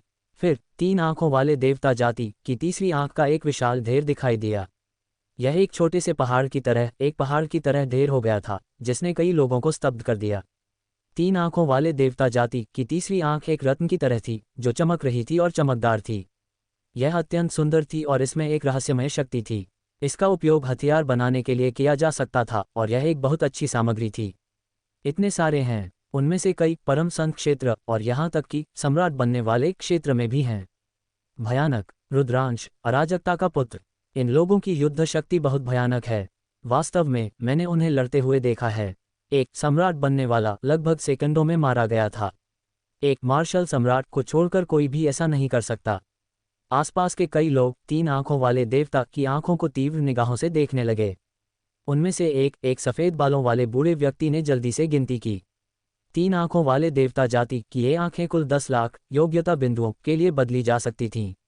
ये कितना चौंकाने वाला था। आप किन खजानों का आदान प्रदान करना चाहते हैं? सफ़ेद बालों वाले बूढ़े व्यक्ति ने पूछा। 1 मिनट रुको। इस पल एक ठंडी आवाज़ सुनाई दी।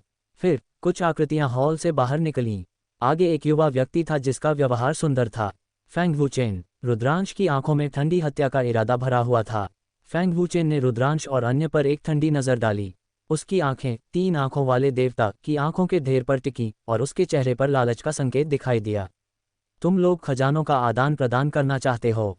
फेंग वुचेन ने कहा। बुरा नहीं, रुद्रांश ने जवाब दिया। मुझे डर है कि यह संभव नहीं है। तुम लोग बहुत देर से आए हो। इस अवधि के दौरान बड़ी संख्या में खजानों का आदान प्रदान किया गया है और खजाने में खजानों की संख्या तेजी से कम हो गई है। मैं फिलहाल तुम्हारे लिए उनका आदान प्रदान नहीं कर सकता। फेंग वुचेन ने ठंडी मुस्कान के साथ कहा। तुम्हारे पास पर्याप्त खजाने नहीं हैं। रुद्रांश की आंखें चमक उठीं। क्या मजाक है? जब हम पहुंचे तो हमारे पास पर्याप्त खजाने नहीं थे। दूसरों के पास कैसे पर्याप्त हो सकते हैं? रूपा देव्या ने ताना मारा।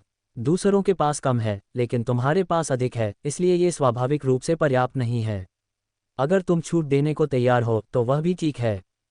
फेंग वुचेन ने ताना मारा। अगर तुम कहते हो कि यह पर्याप्त नहीं है तो यह पर्याप्त नहीं है। तुम यहाँ के प्रभारी नहीं हो और अन्य वरिष्ठों ने कभी नहीं कहा कि यह पर्याप्त नहीं है। शिखा ने फेंग वुचेन को नाखुश होकर देखा। हालांकि मैंने इस अवधि के दौरान कई खजानों का आदान प्रदान किया है, फिर भी मेरे पास पर्याप्त बचा होना चाहिए। फीनिक्स महल के एक विशेषज्ञ ने कहा। यह सही नहीं है। अगर बाकी वस्तुओं का आदान प्रदान उनके द्वारा किया जाता है तो यह निराशाजनक होगा और दूसरों को हतोत्साहित करेगा यदि वे नहीं आते हैं। पवन जाति के एक बड़े ने बात की। फीनिक्स महल के आदमी का चेहरा काला पड़ गया और उसने कुछ नहीं कहा। इस बार प्राचीन चंद्र पवित्र भूमि का नेतृत्व पवन जाति द्वारा किया गया था और पवन जाति की ताकत निस्संदेह सबसे मजबूत थी। इस दौरान विभिन्न बल अपने खजानों की भरपाई करते रहेंगे। जब तुम काम खत्म कर लो तो वापस आ सकते हो। फेंग वुचेन ने हल्की सी मुस्कान के साथ कहा। इसकी भरपाई में कितना समय लगेगा? पीयूषा ने पूछा। मुझे लगता है कि कुछ महीने। फेंग वुचेन ने कहा। तो हम अगली बार आएंगे। रुद्रांश ने कहा। वह दूसरे पक्ष पर अपनी सांस बर्बाद करने की जहमत नहीं उठा सकता था। अपने हाथ के एक झटके के साथ उसने 3 आंखों वाले देवता की आंख को रखा। 3 आंखों वाले देवता जाति की आंखें, तुम उन्हें पहले यहाँ क्यों नहीं छोड़ देते? हम इसे अपने खाते में दर्ज करेंगे और हम तुम्हें कोई कम नहीं देंगे। फेंग वूचेन ने कहा, जरूरत नहीं है, मैं तुम जैसे नीच व्यक्ति पर भरोसा नहीं करता। रुद्रांश ने अपनी बात खत्म करने के बाद मुड़कर चला गया। अन्य लोगों ने ताना मारा और जाने के लिए मुड़ गए। घिनौना, फेंग वूचेन का चेहरा काला पड़ गया। उसने अपनी आंखें घुमाईं जैसे कि वह एक योजना के बारे में सोच रहा था। मेरी राय में वह फेंग हमें जानबूझकर निशाना बना रहा है और हमें इसका आदान प्रदान नहीं करने दे रहा है। मैं वास्तव में उसे मारना चाहता हूँ। रूपा देव्या ने नाखुश होकर कहा, कई बल मौजूद हैं, वे इससे इनकार नहीं कर सकते। ज्यादा से ज्यादा हम बाद में इसका आदान प्रदान करेंगे। रुद्रांश ने कहा, वे संसाधन और खजाने सभी प्रमुख बलों द्वारा एकत्र किए गए थे। वे अकेले पवन जाति से संबंधित नहीं थे। वे इससे इनकार नहीं कर सकते थे। वह थोड़ी देर बाद ही वहां जाएगा। अगले कुछ दिनों में उन्होंने खुद को संयमित करने के लिए 3 आंखों वाले देवता जाति के खिलाफ लड़ाई जारी रखी। जब से शिखा ने साधना शुरू की थी, उसने दुश्मनों के साथ शायद ही कभी लड़ाई की थी। यह उसके लिए एक बहुत अच्छा प्रशिक्षण था। इस अवधि के दौरान शिखा का युद्ध अनुभव तेजी से बढ़ा था। यहाँ तक कि उसकी साधना ने भी ढीले होने के संकेत दिखाए और महान संपूर्णता के करीब पहुंच रही थी। इससे दूसरों ने आहें भरीं। स्वर्ग के बच्चे की साधना की गति वास्तव में चौंकाने वाली थी।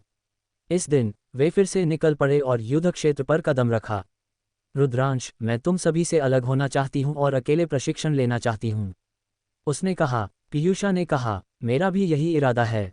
लोचन ने भी कहा। फिर लोचन कश्यप और रूपा देव्या ने भी यही इरादा व्यक्त किया। हालांकि सभी के लिए एक साथ इकट्ठा होना सुरक्षित था, लेकिन ये प्रशिक्षण में बहुत प्रभावी नहीं था और जीवन और मृत्यु संकट की कोई भावना नहीं थी। केवल अकेले संकट का सामना करके ही कोई अपनी क्षमता को उत्तेजित कर सकता है और उच्च स्तर तक पहुंच सकता है। अगर तुम कानून की रोशनी की साधना करना चाहते हो तो तुम्हें खुद को जीवन और मृत्यु के बीच संयमित करना होगा, अन्यथा इसकी साधना करना बहुत मुश्किल होगा। लोचन कश्यप ने कहा। अन्य लोगों की आंखों ने भी एक जलती हुई रोशनी प्रकट की। वे सभी स्वर्ग के गर्वित बच्चे थे। उन सभी में महत्वाकांक्षाएं थीं और वे मजबूत बनना चाहते थे। केवल कानून की रोशनी की साधना करके ही कोई अन्य राजा शरीरों को दबा सकता था। उन सभी में यह महत्वाकांक्षा थी। ठीक है, लेकिन ये सबसे अच्छा है अगर उनमें से 2 या अधिक हों। कम से कम वे एक दूसरे की देखभाल कर सकते हैं, रुद्रांश ने कहा। सभी ने सिर हिलाया। इसके बाद लोचन कश्यप और रूपा देव्या ने निर्जन जाति के अन्य अभिजात वर्ग का नेतृत्व किया और दूरी में घुस गए। लोचन, पीयूषा और शिखा ने एक समूह बनाया और दूरी में भाग गए। पनखुड़ी, तुम बीच से समर्थन दोगी। अगर किसी पक्ष को कोई खतरा होता है जिसे वे संभाल नहीं सकते हैं तो उन्हें समय पर बचाओ, रुद्रांश ने पनखुड़ी से कहा। ठीक है भाई रुद्रांश, चींची। पनखुड़ी ने सिर हिलाया और उसकी छोटी आकृति बिना किसी निशान के गायब हो गई। रुद्रांश दूसरी ओर शिखा को एक दिशा में ले गया। धड़ाम, ज्यादा देर नहीं लगी। एक सम्राट बनने वाले 3 आंखों वाले देवता को रुद्रांश ने मुक्का मारकर मार डाला। उसने देवता की तीसरी आंख और एक काला चूड़ी रखा। इस कंगन का उपयोग 3 आंखों वाले देवता जाति द्वारा वस्तुओं को संग्रहित करने के लिए किया जाता था और इसका कार्य भंडारण छल्ले के समान था। शिखा, मैं इन दोनों को तुम्हें छोड़ दूंगा। रुद्रांश की आकृति चमक उठी और उसने शिखा के लिए 2 निचले स्तर के परम संत छोड़े। वह बाकी से निपटेगा। युद्ध क्षेत्र खुद को संयमित करने के लिए सबसे अच्छी जगह थी। वह सोच रहा था कि जब ओयांग मोली की साधना अधिक होगी तो वह उसे भी खुद को संयमित करने के लिए बाहर लाएगा। शिखा ने निचले स्तर के परम संत क्षेत्र में 2-3 आंखों वाले देवता जाति के परम संतों से अकेले लड़ाई की और लड़ाई अत्यंत तीव्र थी। ज्यादा देर नहीं लगी, शिखा ने सफलतापूर्वक 2-3 आंखों वाले देवता जाति के सदस्यों को मार डाला। रुद्रांश ने संतुष्टि में सिर हिलाया। फिर उसने शिखा बेला को एक और 3 आंखों वाला देवता दिया जो एक देर से चरण का परम संत था। 3 आंखों वाले देवता ने तुरंत शिखा को एक घातक दबाव दिया। फूट, शिखा की कंधे पर दूसरे पक्ष की विनाशकारी रोशनी से मारा गया और एक छेद दिखाई दिया। हालांकि रुद्रांश का मदद करने का कोई इरादा नहीं था। उसने अपने जीवन में बहुत अधिक जीवन और मृत्यु की लड़ाइयों का अनुभव किया था। वह अच्छी तरह से जानता था कि अगर वह किसी भी जीवन और मृत्यु की लड़ाइयों का अनुभव नहीं करता है तो वह बस एक ग्रीनहाउस में एक फूल होगा। इससे कोई फर्क नहीं पड़ता कि उसकी प्रतिभा कितनी मजबूत थी। मास्टर, शिखा ने नाजुक ढंग से पुकारा। उसका छोटा चेहरा पीला पड़ गया था। इसे खुद हल करो। जीवन के बच्चे के रूप में क्या तुम्हें हमेशा दूसरों पर निर्भर रहना पड़ता है? रुद्रांश ने ठंडी अभिव्यक्ति के साथ कहा। उसने एक मुक्का मारकर महान चक्र में एक परम संत को मार डाला। शिखा ने अपने दांत पीस लिए। उसका पूरा शरीर हरे प्रकाश से ढका हुआ था क्योंकि उसने अपने जीवन कानूनों को प्रसारित किया था। उसकी पिछली चोटें तुरंत ठीक हो गईं। जीवन का शरीर और जीवन का कानून में अंतहीन जीवन शक्ति थी। ये पीयूषा के अविनाशी लॉ के कानून से कई गुना मजबूत था और इसमें जोरदार जीवन शक्ति थी। उसी समय अनगिनत बेलें दिखाई दी, लंबी कोड़े की तरह दूसरे पक्ष की ओर बढ़ रही थीं। लेकिन बिना किसी संदेह के शिखा नुकसान में थी। वह प्रतिभाशाली थी लेकिन उसके पास ज्यादा युद्ध अनुभव नहीं था, इसलिए वह अपनी सारी शक्ति का उपयोग नहीं कर सकती थी। हालांकि लड़ाई के दौरान शिखा ने भावना को ढूंढ लिया था और पहले से ही धीरे धीरे खुद को बचाने में सक्षम थी। रुद्रांश ने सिर हिलाया। वह फिर आसपास के क्षेत्र में अकेले शिकार किया। शिखा दूसरे पक्ष के साथ कुछ 100 चालों के लिए लड़ रही थी और कई बार घायल हुई थी। जीवन कानून के तहत वह बहुत तेजी से ठीक हो गई थी। क्या राक्षस! जितना अधिक 3 आंखों वाला देवता लड़ा उतना ही अधिक वह डर गया। दूसरा पक्ष पूरी तरह से अमार था और उसकी अपनी चोटें बदतर होती जा रही थीं। कुछ 100 चालों के बाद शिखा ने आखिरकार अपने प्रतिद्वंद्वी को मौत के घाट उतार दिया और फिर उसे मार डाला। शिखा भी बुरी तरह घायल हो गई थी। हालांकि जीवन कानूनों के तहत वह तेजी से ठीक हो रही थी। मास्टर, मैं सफल हुई। शिखा रुद्रांश के पास आए। उसकी आंखें पहले से कहीं अधिक दृढ़ और तेज थीं। बुरा नहीं, जारी रखो। चलो चलते हैं, रुद्रांश ने कहा। फिर उसने शिखा को एक और 3 आंखों वाला देवता दिया जो देर के चरणों में एक परम संत था। शिखा की प्रतिभा वास्तव में अद्वितीय थी। जीवन और मृत्यु की लड़ाई में उसने एक चौंकाने वाली गति से सुधार किया था। उसकी युद्ध शक्ति का प्रदर्शन, शक्ति कानून का उसका उपयोग, उसकी युद्ध चेतना और उसकी युद्ध मानसिकता सभी में एक विशाल बदलाव आया था। इस बार 100 चालों के भीतर शिखा ने अपने प्रतिद्वंद्वी को खत्म कर दिया। हालांकि वह भी बुरी तरह घायल हो गई थी, लेकिन उसके संविधान के साथ वह घायल होने से नहीं डरती थी। रुद्रांश ने सिर हिलाया और शिखा को 3 आंखों वाले देवता जाति का शिकार करना जारी रखने के लिए लाया। रूपा देव्या, लोचन और रूपा देव्या के लिए वे सभी एक कठिन लड़ाई से गुजर रहे थे। उनके प्रतिद्वंद्वी स्वाभाविक रूप से सम्राट बनने वाले स्तर के थे। रूपा देव्या, लोचन और रूपा देव्या सभी परम संत क्षेत्र के शिखर पर थे। उनमें एक सम्राट बनने वाले से लड़ने की शक्ति थी, लेकिन यह मुश्किल होगा। लोचन कश्यप का साधना स्तर अधिक था, इसलिए वह अभी भी एक बेहतर स्थिति में थी, लेकिन वह भी एक कठिन लड़ाई में थी। हर कोई अपनी सीमाओं को तोड़ने और एक बड़ी छलांग हासिल करने के लिए जीवन या मृत्यु की लड़ाई में लगा हुआ था। अचानक एक विनाशकारी रोशनी रुद्रांश की ओर बढ़ी। विनाशकारी रोशनी शून्य के माध्यम से चुपचाप कट गई, लेकिन रुद्रांश के बाल अंत पर खड़े हो गए क्योंकि उसे एक घातक खतरा महसूस हुआ। बिना किसी हिचकिचाहट के रुद्रांश ने उस दिशा में इंगित किया। अराजक क्लेश की उंगली की शक्ति उसकी उंगली में एकत्र हुई और विनाशकारी रोशनी से टकरा गई। धड़ाम! रुद्रांश ने महसूस किया कि भयानक शक्ति का एक उछाल उसकी ओर बढ़ रहा है। वह मदद नहीं कर सका, लेकिन कुछ कदम पीछे हट गया और उसकी उंगलियां सुन्न हो गईं। कितनी शक्तिशाली ताकत! रुद्रांश ने अपनी आंखें सिकोड़ लीं और आगे देखा। एक 5 मीटर लंबा 3 आंखों वाला देवता एक अजीब जानवर पर सवार होकर आ रहा था। उसका शरीर एक भयानक आभा से निकल रहा था। ये 3 आंखों वाला देवता एक महान सम्राट नहीं था, लेकिन वह निश्चित रूप से शक्तिशाली था। बच्चे, मैं तुम्हें कुछ दिनों से देख रहा हूँ। तुमने हमारे कई आदमियों को मार डाला है। आज वह दिन है जब तुम मर जाते हो। मारो! मजबूत 3 आंखों वाले देवता ने दहाड़ा और अपनी युद्ध कुल्हाड़ी चलाई। उत्परिवर्ती जानवर दहाड़ा और रुद्रांश की ओर बढ़ गया। दहाड़! अजीब जानवर दहाड़ा और अपने मुंह से काले रंग की एक किरण थूक दी। ये रुद्रांश पर हमला किया। उसी समय 3 आंखों वाले देवता की युद्ध कुल्हाड़ी हवा के माध्यम से फट गई और रुद्रांश पर नीचे गिर गई। विशाल कुल्हाड़ी आकाश को विभाजित करने में सक्षम थी और उसकी शक्ति भयानक थी। रुद्रांश के चारों ओर पवित्र हथियार तैर रहे थे। उनमें से केवल 37 थे। कमल के फूल की दुनिया में वापस सम्राट बनने वाले के साथ लड़ाई के दौरान उसने अपनी मध्याह्न रेखाओं में सील किए गए अधिकांश संत हथियार नष्ट हो गए थे। केवल 1 दर्जन या तो परम संत हथियार बचे थे। इस अवधि के दौरान रुद्रांश ने 10,000 सैनिक कला को फिर से साधना किया था। इस बार उसने उज्ज्वल संत हथियार या महान संत हथियार को सील नहीं किया, लेकिन उन सभी को संत हथियार में सील कर दिया। उनमें से कुल 36 थे और आखिरी एक सम्राट हथियार था। ये वह सम्राट हथियार था जो उसे लोचन पोखराज से मिला था। हालांकि वे पहले से कम थे, उनकी शक्ति कई गुना मजबूत थी। रुद्रांश ने लंबा भाला पकड़ा और अन्य 36 परम संत हथियार उसके चारों ओर तैर रहे थे। युद्ध हथियार की क्यूई एकीकृत हो गई और जानवर के हमले को अवरुद्ध कर दिया। उसी समय उसने अपना भला उठाया और युद्ध कुल्हाड़ी से टकरा गया। ठक, एक भयानक सदमे की लहर फूट पड़ी और दूसरा पक्ष दहाड़ा, क्योंकि उसे और जिस जानवर पर वह सवार था उसे 1 दर्जन कदम पीछे हटने के लिए मजबूर किया गया। रुद्रांश के लिए उसका शरीर भी पीछे हट गया। क्या शक्तिशाली युद्ध शक्ति! ये सम्राट बनने वाले क्षेत्र के राजा शरीर के बराबर है। रुद्रांश के दिमाग में एक विचार आया और उसकी आंखें एक मजबूत लड़ने की भावना से चमक उठीं। उसकी युद्ध शक्ति सम्राट बनने वाले राजा शरीर के बराबर थी। ये सबसे मजबूत सम्राट बनने वाला था जिसका रुद्रांश ने कभी सामना किया था। पहले उसने जिस सम्राट बनने वाले का सामना किया था वह उस पर दबाव नहीं डाल सकता था। हालांकि यह एक अलग था। इसमें रुद्रांश के जीवन को धमकी देने की क्षमता थी। ये वह प्रशिक्षण भी था जो रुद्रांश चाहता था। अन्यथा रुद्रांश बड़ी लड़ाई में प्रशिक्षण नहीं ले पाएगा। अगर हमारा वीडियो आपको अच्छा लगे तो लाइक, कमेंट, शेयर ज़रूर करना और अगले वीडियो के लिए कमेंट ज़रूर करना।